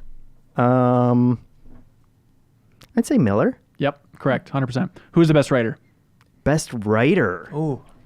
Ooh, that one gets to the heart of it. If you don't say you, you're losing your job. Oh, is that how it works? Yeah. Come on in, Andy. I don't know. He's hiding. You behind know. the You know. I know. Who's your favorite writer? Who- I'd say probably Cork. Really? What about his Yeah. writing? He's he can be very, I think he does a good job framing everything, and he can be serious, but then also he transitions well, which is a nerdy thing that editors probably only care about. Mm-hmm. But then he can be kind of funny while still being professional. It's odd. When I read his cover stories, they stand out the most for pretty serious, deadly serious look at Just Cause 3 or some nonsense. And then he'll just like throw in this very Corkism joke into the middle of it. It's like, what? Okay. Yeah. Like I assume people would appreciate that, especially if you know the personality behind it. Who works the most? Ben Hansen. Thank you. I was not begging for that. I saw a little squint. Those eyes. He gave me the puppy eyes. No, that's not true. everything. That's not true. Who keeps the cleanest desk? Ooh, cleanest I think desk. I know this. Huh? No, well, go ahead and then I'll. I think everybody's tied for worst. That's probably true. Who always has snacks in their desk? Wait, Serial had an answer for cleanest Otto. desk. Oh, yeah. Oh, yeah, you're Ooh, totally right. Practically empty. You yeah. could eat off 100% that. right. You could That's eat right. his desk. It's so clean. Who always has snacks? Kim. Yep, Kim. Although she's been slacking lately. She had like some Reese's Pieces. You in there a eat little them while too ago. fast. That's Yeah. true. I Problem. don't Yes. want her to bring them in. She spends so much money on that. It's way too generous. Who is the biggest forward thinker or has the best sense of where gaming is headed in the future? It's a I really don't know. vague question. Again, you have to say you. Is none of the above an answer? How dare you? No. I think Tack's pretty good for that. Okay, Tack. I would say that I am always impressed that Andy's always thinking about that. People think of him as like this old guy Yeah. who, has been around forever, but he Right. brings up a lot of things that he's been ahead of the curve on. He has kept up with esports in a shocking way, Mm-hmm. or even just small things. Like in Slack the other day, he posted, "Hey, look at Ninja's new studio." It's like no one else in the office, I don't think, would really care about look at Ninja's new studio, but Andy does. He genuinely does, which is cool. I agree.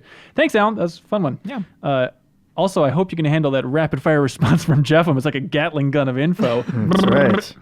PJ from Boston, Massachusetts has feedback on every game is interesting, and I'm curious what you think about this, Leo. Okay. Saying we should get vetoes. You should get everybody has like a stockpile of re-rolls. So if you want to gamble, you can re-roll it, but you might end up with a worse one. You know what I mean? Yeah, that's What do you an think of interesting that? idea. I think it's a little.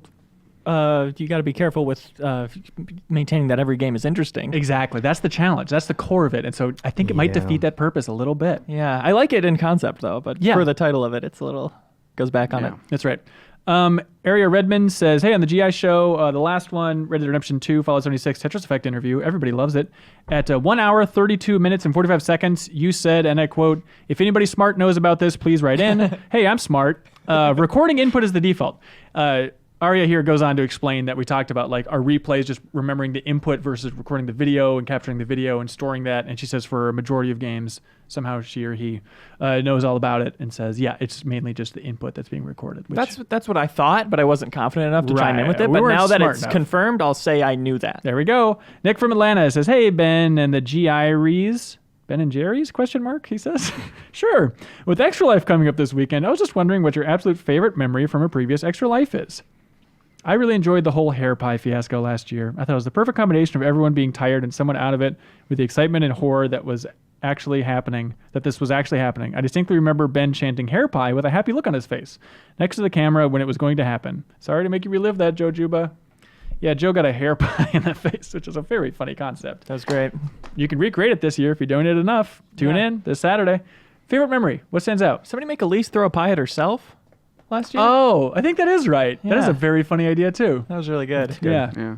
I like the moment where Kyle realized he was drawing in white marker. He was drawing. Yeah, he was trying to for make eye contact with me. some while Pictionary drawing. thing, and he thought he was being so clever about drawing. I think it was John Travolta or something. Tom and then Hanks. he realized, Tom Hanks. And then he realized he wasn't drawing. Like you can see his drawing. Yeah. And then he completely lost his mind. It was hilarious. Late night Kyle was great. Yeah. He was crying He a can lot get squirrely. Yeah, for sure. from laughter. I thought of something just sad. But I remember like years and years ago when we hit the goal, we were going to do a live reading of the Resident Evil movie script that George Romero wrote. But that was the year that Tim lost his voice. Oh. This is a terrible favorite memory because there's so many joyous, wonderful moments, but I'll share it.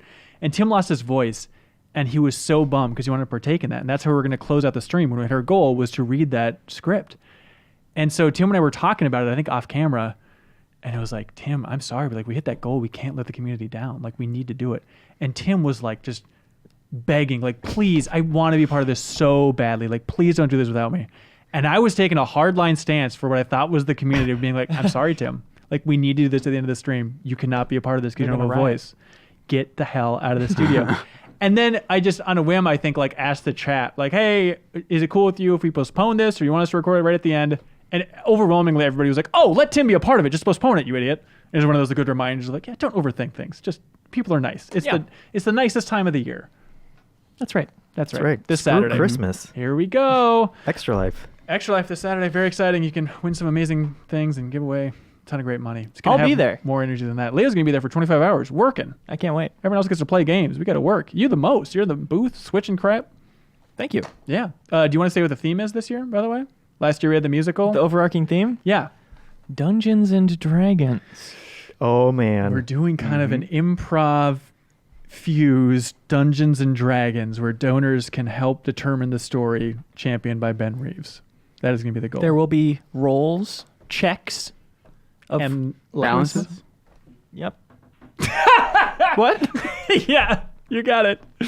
Said it at the same time. That's beautiful. Perfect. What do you guys like? Email of the week. The first one with all the stats, of course. Yeah. the Really? 10 one. For the 10s? Come on. Yeah. That's a lot of work. We I have like it when broken we down get- the All the 10s work. before. I liked making Jeff all and pick the his work. favorite and least favorite coworkers. Yeah. That was actually kind of I funny. mean, that's fun, but That is true. I like, should he buy Red Dead? How much content's too much content? content. Shut up, Leo. Songs stuck in your head, paranormal experience. A lot of good ones. They really are. Serial, where are you leaning, man? I like the 10 one. I like it when someone puts an inordinate amount of work for Okay. one question. All for right. no reason. Yeah. All right. Are you guys willing to put Pin it. Henderson, Texas up on the big map? Put it up there. Which is like giving a question a Congratulations, chance. Henderson. Show me Henderson, Texas. God, what's your favorite fact about Henderson, Texas? How about the fact that it was named after James Pinckney Henderson, the first governor of Texas? Boy, I love it. How about the fact that the great East Texas oil field discovered in Rusk County near Henderson in 1930 caused the population to increase from 3,000 in 1930 to 10,000 in 1933? Hell, yeehaw, I say. Did you say it like that? Yeah. Really? What's your favorite thing, Leo? I love that they have a Heritage Syrup Festival in November, celebrating the East Texas tradition of syrup making. It's my favorite Stardew Valley event. There's a good chance it'll be 58 degrees tomorrow. Oh, that's beautiful. Henderson has 15 historical markers, among which are, who can forget, the landmark homes, the Howard Dickinson House, the M. Kangara House, and the T.J. Walling Log Cabin. Did you say 15? Yeah, why? I've got 19 right here. Oh. I mean, I don't have the list, but it says Name your 19. favorite. Colorful canvas awnings highlight the ornate buildings which house Henderson's downtown merchants. Officially God's country. Congratulations, Henderson, Texas. You really did it. Here we go. Great email. Thank you. Podcast@GameInformer.com for all emails in the future. Jeff, how do you feel about those emails? They're beautiful, but they should also go to feedback@GameInformer.com. That is a wonderful point. For now, you can stay tuned to learn all about Darksiders 3 if you're a fan of THQ's history, Vigil's history, the origins of the Darksiders series, a couple canceled mysterious games along the way. I think you'll learn a lot. Or if you're a fan of great interviews. That's right. Then I hope you enjoy this interview with David Adams.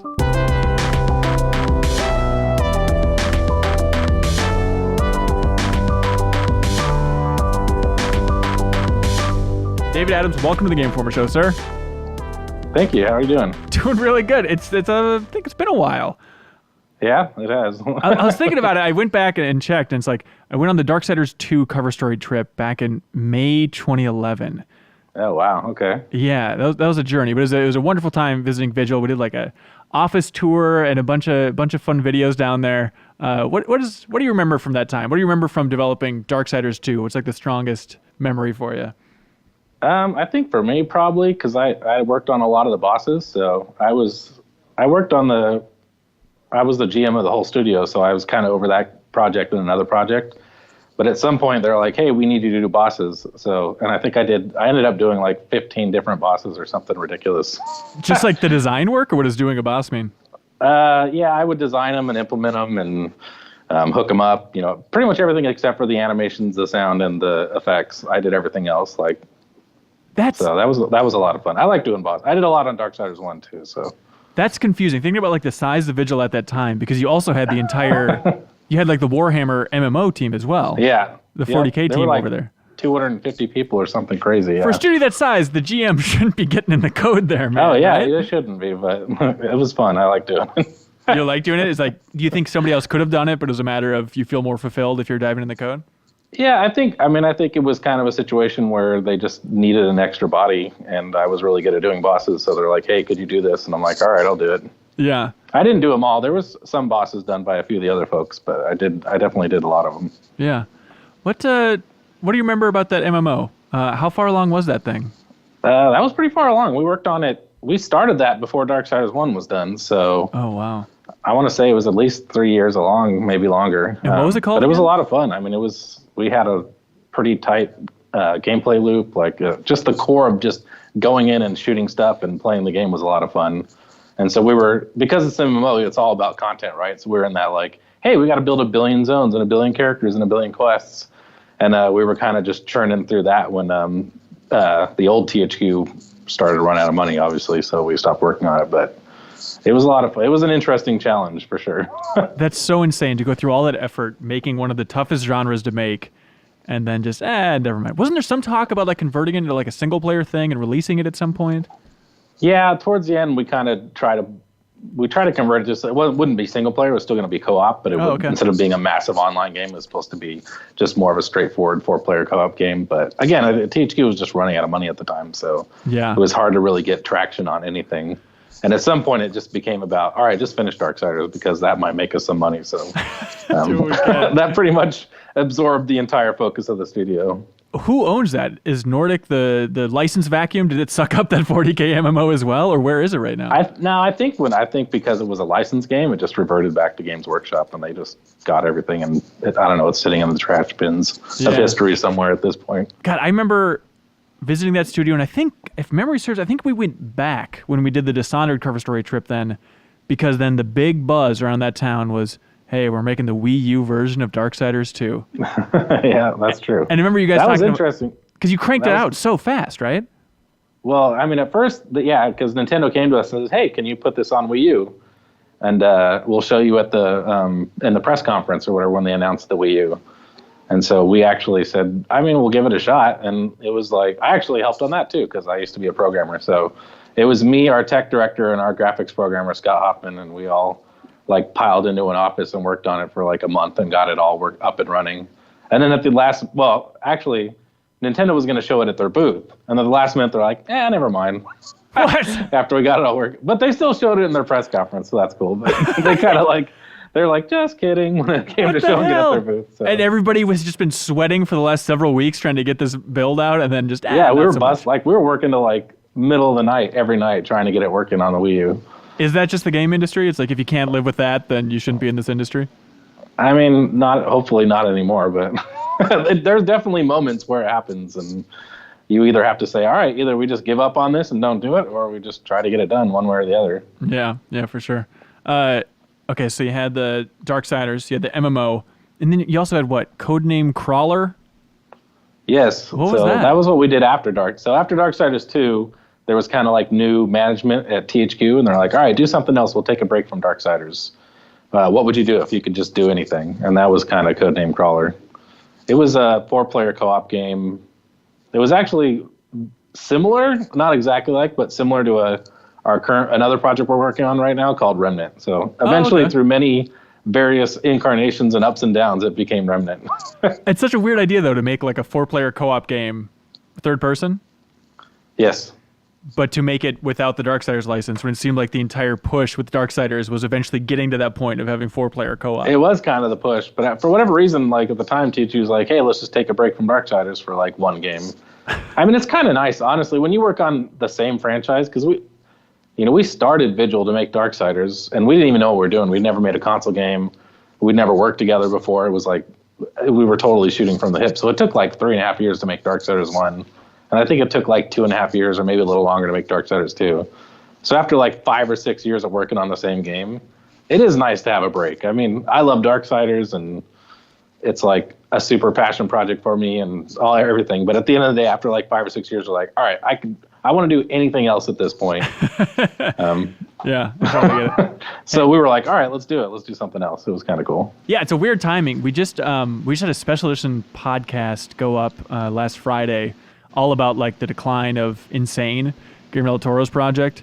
Yeah. And it was wild talking to like those former Volition devs, because you always just think it's kind of like, that's just kind of like urban legend. That's just a myth. But it's funny how many times they brought up like, yeah, because of the fucking U-Draw tablet, we didn't get to make Insane. How much do you see the decline of THQ as directly that fucking U-Draw tablet? I think, there was definitely an immediate impact, because when you make hardware, there's a lot of like cash just like sitting in a warehouse somewhere, because you have to physically produce the hardware. So I think it put them in a situation where they didn't have a lot of cash on hand. I wouldn't say it was all U-Draw's fault. I mean, there were other mistakes, like, for instance, spending a ton of money on an MMO and then not finishing it. But yeah, U-Draw was the most immediate thing to blame, because, again, there was just a ton of money occupied in just hardware sitting in a warehouse collecting dust. This is what still amazes me about the game industry is I'm sure that was just the shittiest time, devastating lives, and now it's like, well, we just got to laugh at all of THQ going down, even though I'm sure it was just insane being at the center of that. Yeah, it's been long enough now we can laugh about it, but yeah, it was pretty crazy at the time. Yeah, and were you, I don't know, what was that auction process like? Were you monitoring that? Were you at the auction physically? What is that like from your perspective? Yeah, I was actually physically at the auction, which I have an interesting story for that, because so the whole auction thing is just bizarre. They come in, like a bunch of companies are like picking the company apart like jackals. Ugh. Obviously, they're looking for deals, right? So they look at studios, they're like, oh, you already have a game that's almost done? Yeah, let's buy that. We'll just finish the game. That's going to be awesome. Right. We were in kind of a crappy situation, because we had just finished Darksiders 2, so we didn't really have anything that was almost done. Like, we'd started on Crawler for like 2 months, so we had 2 months of work. So there wasn't a lot of value in the studio. They're like, why would we pay a bunch of money for a project that's 2 months along? We can get this other project that's like almost done. So it was interesting. I was also reading the last book of the Wheel of Time, which was funny. So 2 things ended that day. Vigil ended that day, and the Wheel of Time series ended that day for me. But wow, so like you closed the book Wheel of Time directly as the doors were closing. I was literally on Vigil? in the auction reading the last pages of the Wheel of Time. That's so insane. Is there any world where you could have bid on any of those IP? Were you ever tempted of like, Red Faction, maybe I'll raise my hand for that one? Maybe there's some sort of indie thing we can get rolling here. Yeah, they didn't really do it that way. They kind of at the primary auction, it was more they were auctioning off the studios. I mean, I guess you could bid on anything, but they were looking for large like package things. And then after the primary auction, that's when they bid off all the little tiny IP. Or I mean, Darksiders isn't tiny, but they bid off all the leftover IP. There was like a ton of IP. They had like Destroy All Humans and a million things. Yeah. And then that's where current THQ/Nordic came in and said, we'll just take it all for like, I don't remember what it was, like $4 or $5 million. It was a steal, whatever it was. And so, which kind of, undercut your ability to bid on individual things because they had a big bid for everything. So they just went with that. So then you went to Crytek USA. Yes. Or founded Crytek USA. Is that the way to phrase it? We did. Yeah, I guess sort of. Yeah. And it was just kind of like, hey, here's a ship. Anybody who wants to jump on it after Vigil was sinking, go at it. Yeah, they literally like called me. We were in a meeting actually when they were talking about what everybody's going to get for Severance. And like Shavat Yearly's brother called me and he's like, hello, this is Alni Yearly. And I'm like, who the f***'s that? And I'm like, one of the founders of Crytek. I'm like, oh, okay. I mean, I didn't know who founded Crytek. But then he like called me again like in the middle of the night. But yeah, anyway, they were super cool. And eventually they're like, hey, do you want to start sort of our US branch of Crytek and work on stuff? And so, yeah, it was like you said, we just went around to a bunch of people and said, hey, you want to do this? And everybody's like, sure, why not? Because we like working together. So yeah. And at that point, is that when like Joe and Ryan and some folks from Vigil, some of the leads split off and went their own direction? Ryan actually worked at Crytek. Oh, okay. So, yeah, Joe had already left Vigil. He was doing comic books at the time. So he wasn't even really at Vigil when Vigil shut down. Yeah. And then what was life like at Crytek? Because I think from the outside, all people really know is, yeah, I guess there are a bunch of news stories about them not paying people. I don't know what the hell is going on within Crytek. I mean, for the most part, it was really good. I mean, they had a cool engine. It was like, they were really easy to work with. They kind of let us do whatever we want, which was nice. Yeah.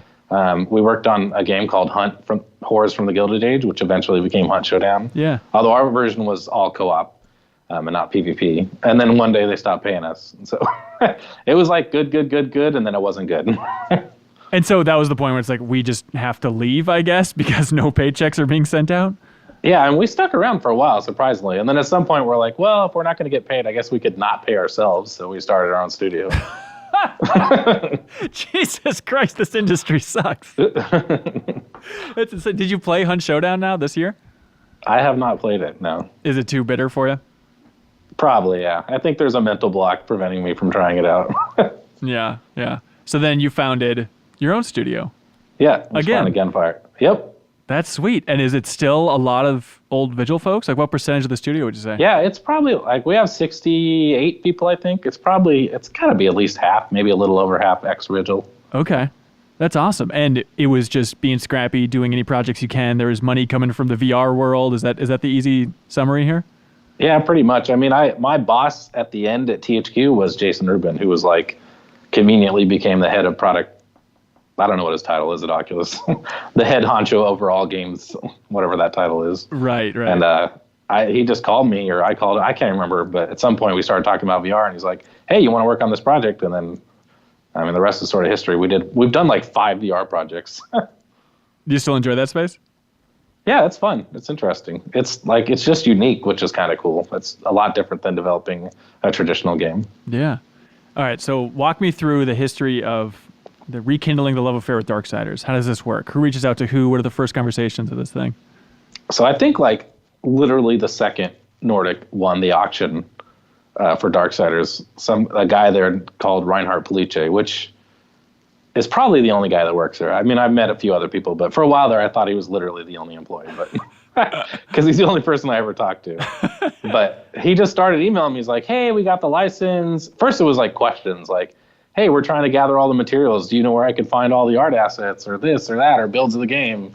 And then it sort of became like, hey, at some point we might think about doing something with the franchise. Would be interesting working on it. At the time, we were like, well, I mean, we're pretty happy at Crytek, so no. Yeah. And then when we left, he kind of pinged us again, and we're like, well, we got to do some stuff to get going. We were kind of wary. We didn't know anything about Nordic, right? And we're wary about jumping in on a big project because those have a habit of like killing independent studios. Yeah.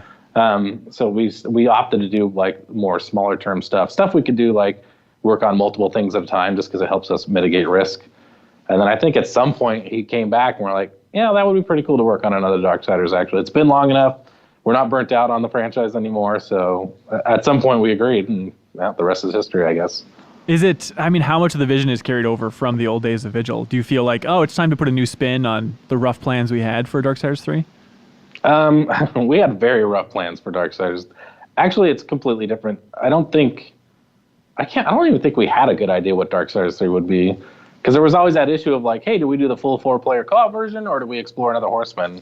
And I don't think we'd ever decided that, let alone figured out what Horseman it would be. Yeah. So yeah, it was pretty much just from scratch. I mean, we knew talking to Nordic, we weren't going to do the full 4-player version just because we kind of needed to build up to it because there's a lot of core tech and stuff you need to build.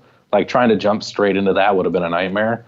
And I think just the scale and the budget of something like that would be much larger than what we wanted to start with. So it made sense to pick one of the horsemen and do their story again. It's very funny to think about you guys like ramping up to 4-player co-op within the original THQ. And now this is like a weird, it's a global flood and you're starting from scratch again, right? And it's like, all right, now with THQ Nordic, we have to build up from Darksiders 3 before we eventually get to that 4-player co-op game. Is that what it feels like inside? Yeah, and there was always the option of like using the old Darksiders engine, but at that point it was super outdated and like we didn't have enough programmers to bring it up to par with like modern technology, so we switched to Unreal 4, which kind of necessitated the global flood and building everything from scratch again. Do you feel like there's pressure to kind of differentiate it? Do you want to make it look? It's got to be a tough balance for you guys to walk, right? Because like, how much do we try and mirror some of like Joe Mad's art? How much do we make it just a completely new take on Darksiders overall? You want to talk about just walking that line? Yeah, I mean, visually we want it to look like a Darksiders game. And the thing is, like, what a lot of people don't realize is that we had a crap load of concept artists on Darksiders 2 and 1. Yeah. So, like, most of the art was drawn by other people. Like, Joe would do the main characters and the bosses. And, of course, he was there to, like, guide and give people feedback and sort of give them direction. But we were able to, like, sort of tap into some... a lot of people had seen the art. So it's pretty easy to pick up the style from just reference and other stuff. And plus we had the advantage of we had Joe draw the main character. He drew the Watcher. He drew some of the key elements again, kind of similar to what we'd done in past Darksiders games. So it was easy for us to sort of maintain the look and the style. Yeah. Were there ever discussions of some weird collaboration between Airship Syndicate, like their new studio, and then Gunfire, the two children coming back together?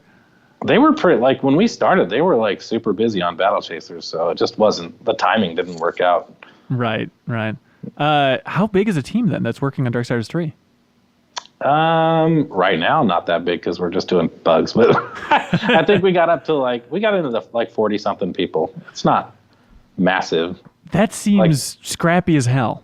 It's super scrappy. Yeah, Darksiders 2 was Darksiders 2 got up to 100 and something, 150. 120 maybe, I can't remember, but it probably averaged around 70 or 80 Darksiders 2. Yeah. How can you make Darksiders 3? I mean, I guess I haven't seen the full game at this point, but how can you make that with just so few people?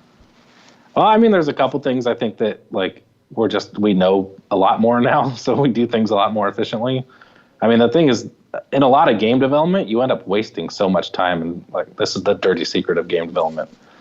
And I'm sure other game developers will deny it, but you're lying and it's true. You waste a bunch of time and you just throw stuff away. Like there's just a big chunk of every game. And the bigger the game, the more you throw away. So I think that one of the nice side effects of being a little smaller is that it forced you to be more efficient and not be so careless and reckless with your resources. Yeah. Speaking of resources, like, is it your call to keep the team size small, or is it just a matter of like the budget coming from THQ Nordic where it's like, we don't really have a choice here? It's a combination. I mean, some of it's the budget. Some of it's like, hey, we're not, when we started Darksiders 2, we just finished Chronos. I think we maybe had 20-something people, 30 people. And it's not realistic. Like, you're not going to staff up from 30 to 100 people over the course of a project. It would be a nightmare. So there's physical constraints on how many people you can actually hire. So I think that's a little bit of both to answer your question. Yeah, but it has been doable. You're proud of what you made so far? Yeah, super proud. Absolutely. Just to project way too much, I'd imagine that you guys are making Darksiders 3, having a great time, and then earlier this year, God of War comes out with a godforsaken infinite budget, like 7 years in development, however the hell long they've been working on it. What is that process like when you see what Sony's pumping out over there that's kind of sort of in the same wheelhouse? Yeah, obviously I played it, and you go through a mix of emotions because on one hand you're like, this is a badass game. I think luckily there's at the end of the day, I think Darksiders 3 just feels like a different type of game. So that was kind of a relief. Like, I think if we were trying to make exactly that type of game, I'd be like, holy shit, like, how do you compete? It'd be like if I was making an open world game right now and Red Dead came out, I'd be like, oh, we're screwed. But time to fold up shop. Yeah. I think that, but it's definitely interesting. It is like David and Goliath, right? Because I laugh. I was joking. I was like, hey, do you see that one little sequence in God of War where they did X, Y, and Z? Yeah, that probably cost more than our entire game. What was your take on God of War in general? What was it I like? loved it. It was great. I mean, I played all the old God of Wars partially because they were good and partially because at the time they were our main competition for Darksiders. But they actually added a lot of stuff to the new God of War that I kind of wish the old ones had. So, yeah, I liked it a lot. I liked the puzzle solving. I liked the more open-ended like side quest stuff and the progression stuff. All that. I mean, I thought all the stuff they added was really cool. Yeah. Is there anything that you can see as a developer who's made games like that we can't? Like, what are you still trying to figure out, or what do you see in that game that is still fascinating to you that maybe the general public doesn't appreciate? I think it's like one of the main. I mean, it's hard to say because I think people do appreciate this and they do notice this, but I don't think people realize the difficulty of actually doing it. And I think there's a lot of just little subtle things like, and I think this is something you get with really high budget games like Red Dead or God of War, is the level of like detail that they're able to put into the game, like the way Kratos reacts to the environment, or like the way they transition between cutscenes. Right? They made a big splash about, hey, we didn't do any camera cuts, but it's more than just not doing camera cuts. It's how seamlessly they'll go from gameplay to a cutscene back to gameplay, and that stuff takes a lot of work. Like, it's not simple, and so you really notice a lot of the little detail stuff a lot, and I think that's really where those super high budget games shine, is they're able to focus on those really small minutia and really cover every base and make sure everything's really slick and polished. What details in Darksiders 3 are you really proud of? What do you hope people notice when they play?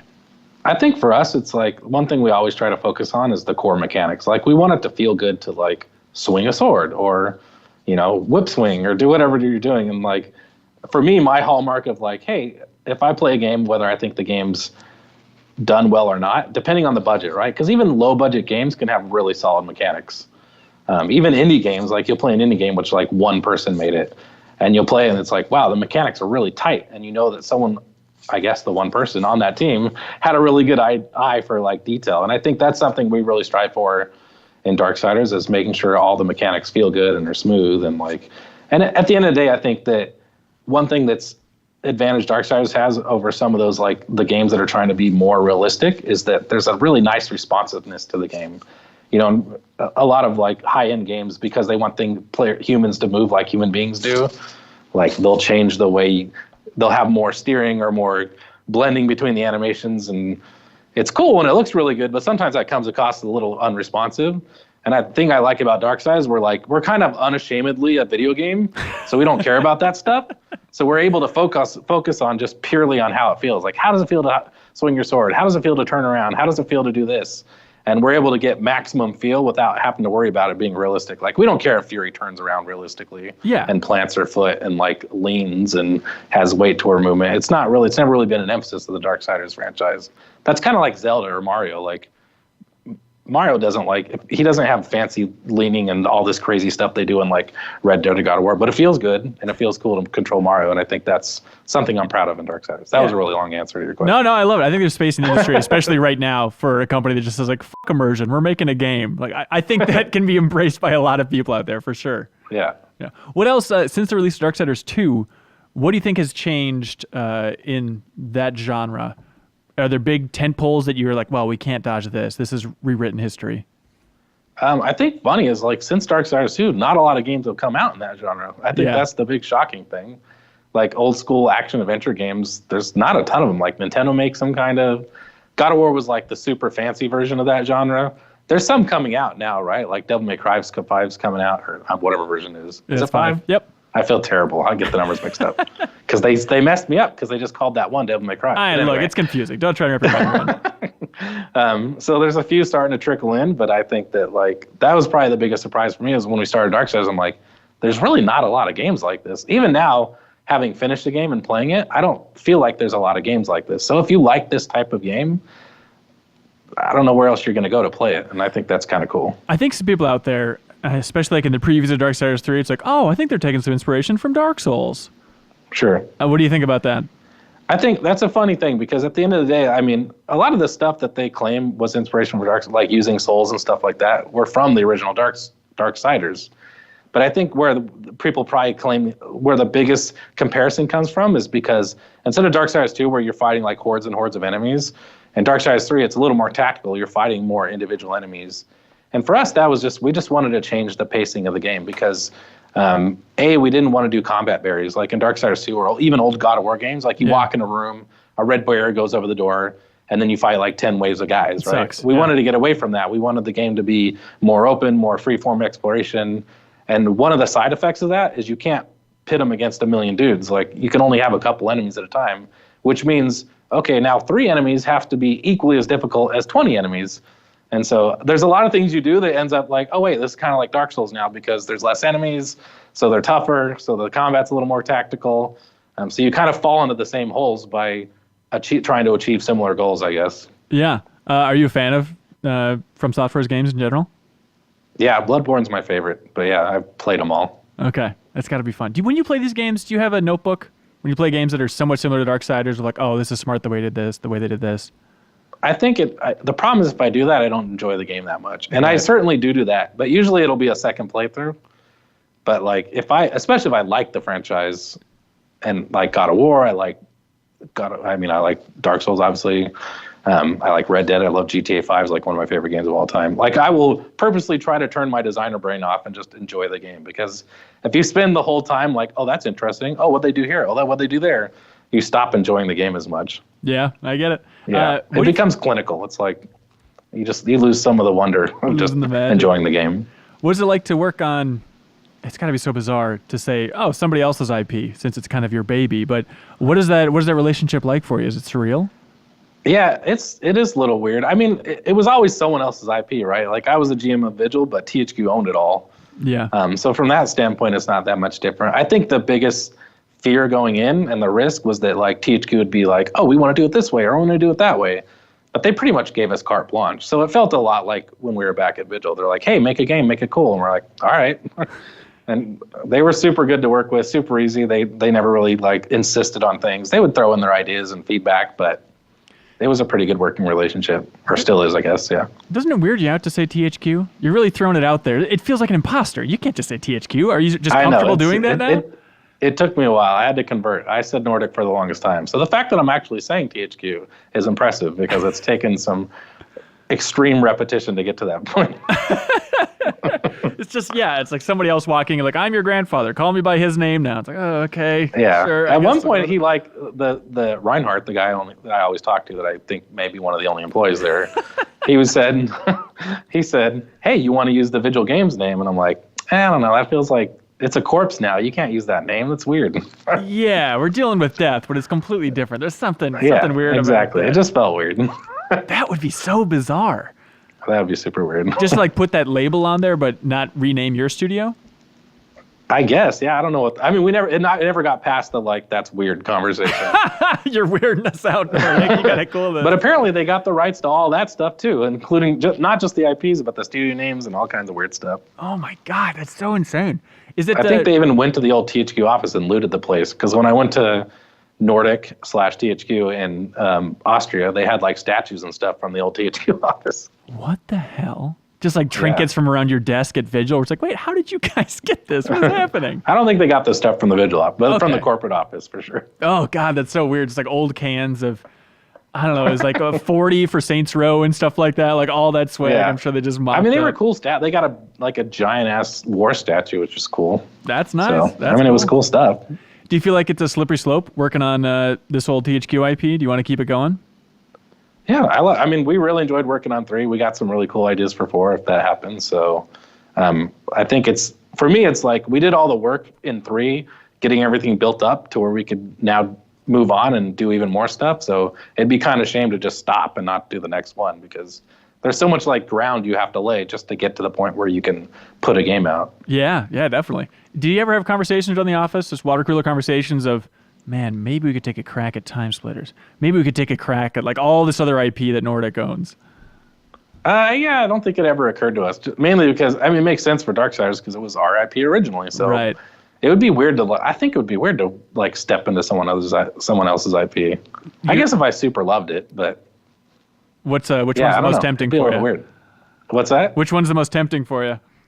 I don't know. I can't think of what else they have. Everything, it turns out, is the answer. Yeah. Yeah. Well, it's not just THQ stuff. They just buy up everything.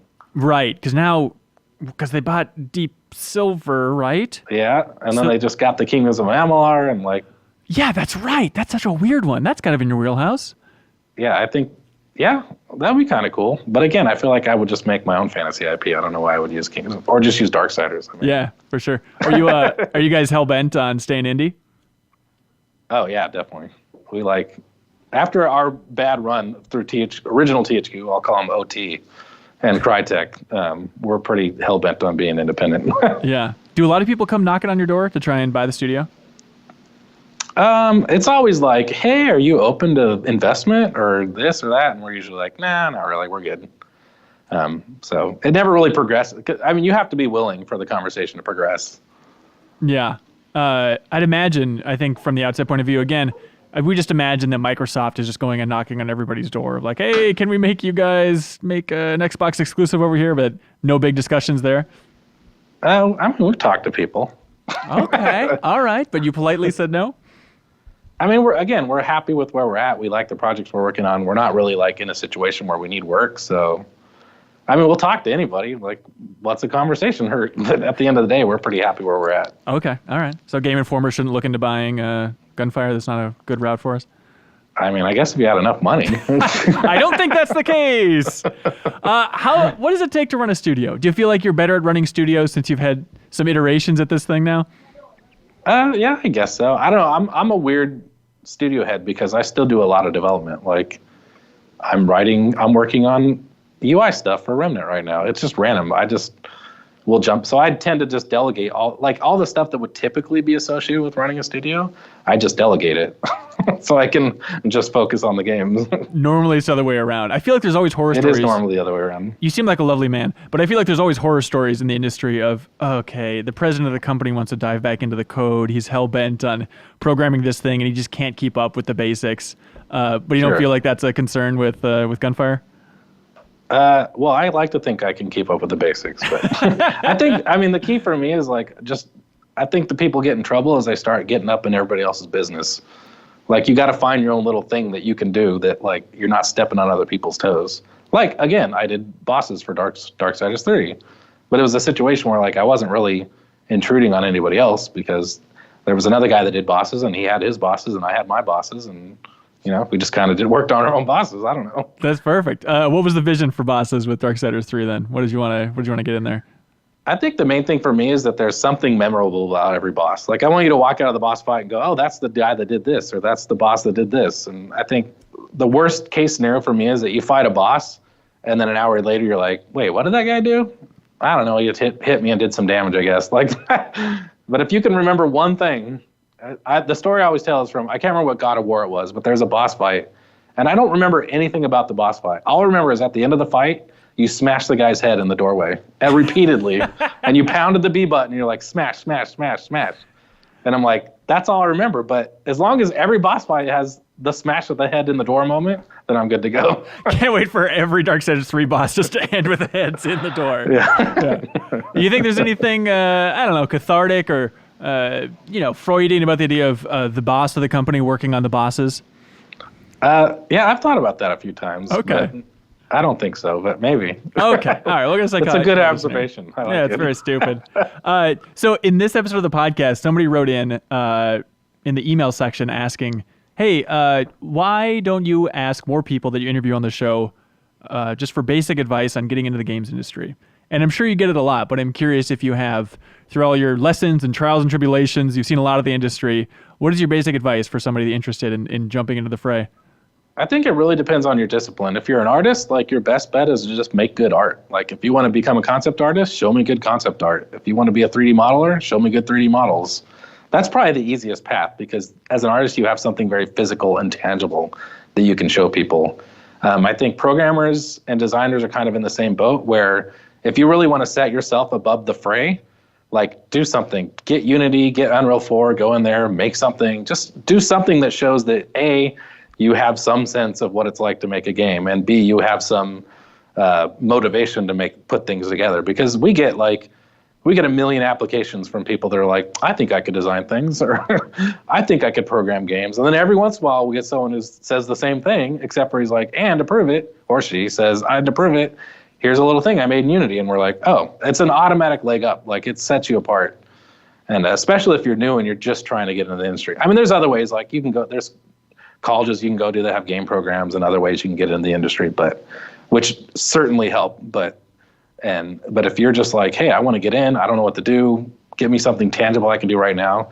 I don't know, jump in Unity, make something cool, and go from there. There we go. Would you accept people that made stuff in Dreams, the Media Molecule game that's coming out, that's basically a game creation toolkit? Or do you see that as like, what is this, some Little Big Planet style crap? I think anything you make, no matter what it's in, is a demonstration that you have some motivation to try to get into the game. So it'll automatically get you a leg up. I can't stress to you how many people we get that apply with like, I think I can make games. I've never done anything to prove that or tried to pursue it in any way, but I think I can do it. So if you can get above that, you're already like, you're in a very elite tier of people. Yeah, that's perfect. Well, hey, from all your time in the game industry, what was like the most exciting moment, do you think? Do you remember one moment when you just lost your mind the most? I think for me, from a work point of view, was when I played through Darksiders 1. Like we had a dream, like we wanted to make console games. We were working at a company that only did PC games at the time. We did the dumbest thing on the face of the earth. We quit our jobs with no money lined up. I like worked out of my home with my like 3-year-old son crawling around all over my body in a chair while I coded the engine for Darksiders 1. And so it was a long road. Like we started a studio, we staffed up. So when I finally played that game from start to finish, and I remember I was with our lead designer, Hayden Dalton. It was like 2:00 in the morning.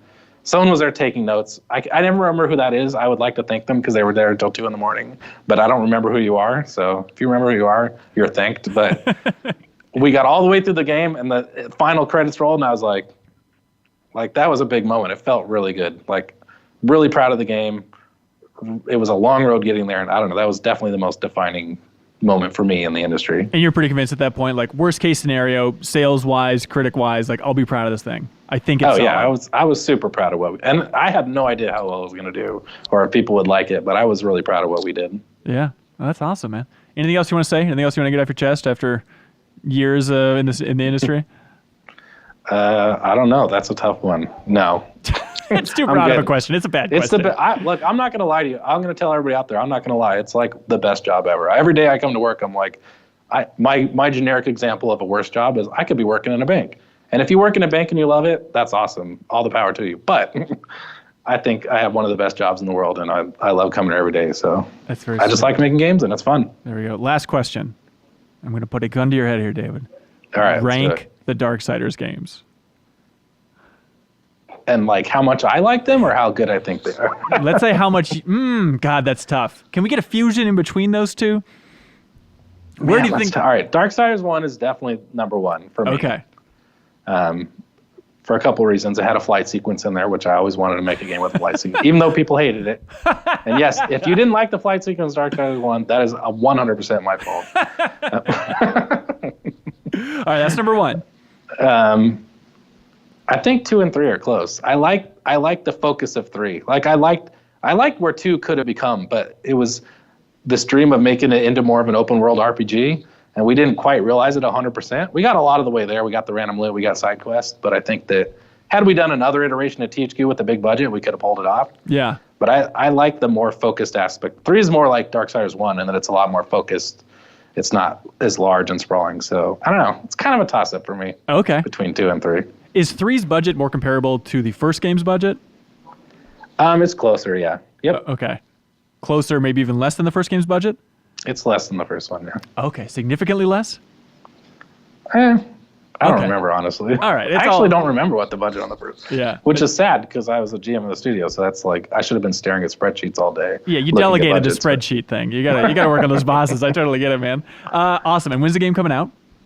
November 27th. There we go. Well, I hope it's satisfying. I hope you get that moment like the first game where you get to sit back and play through it all and feel like a job well done.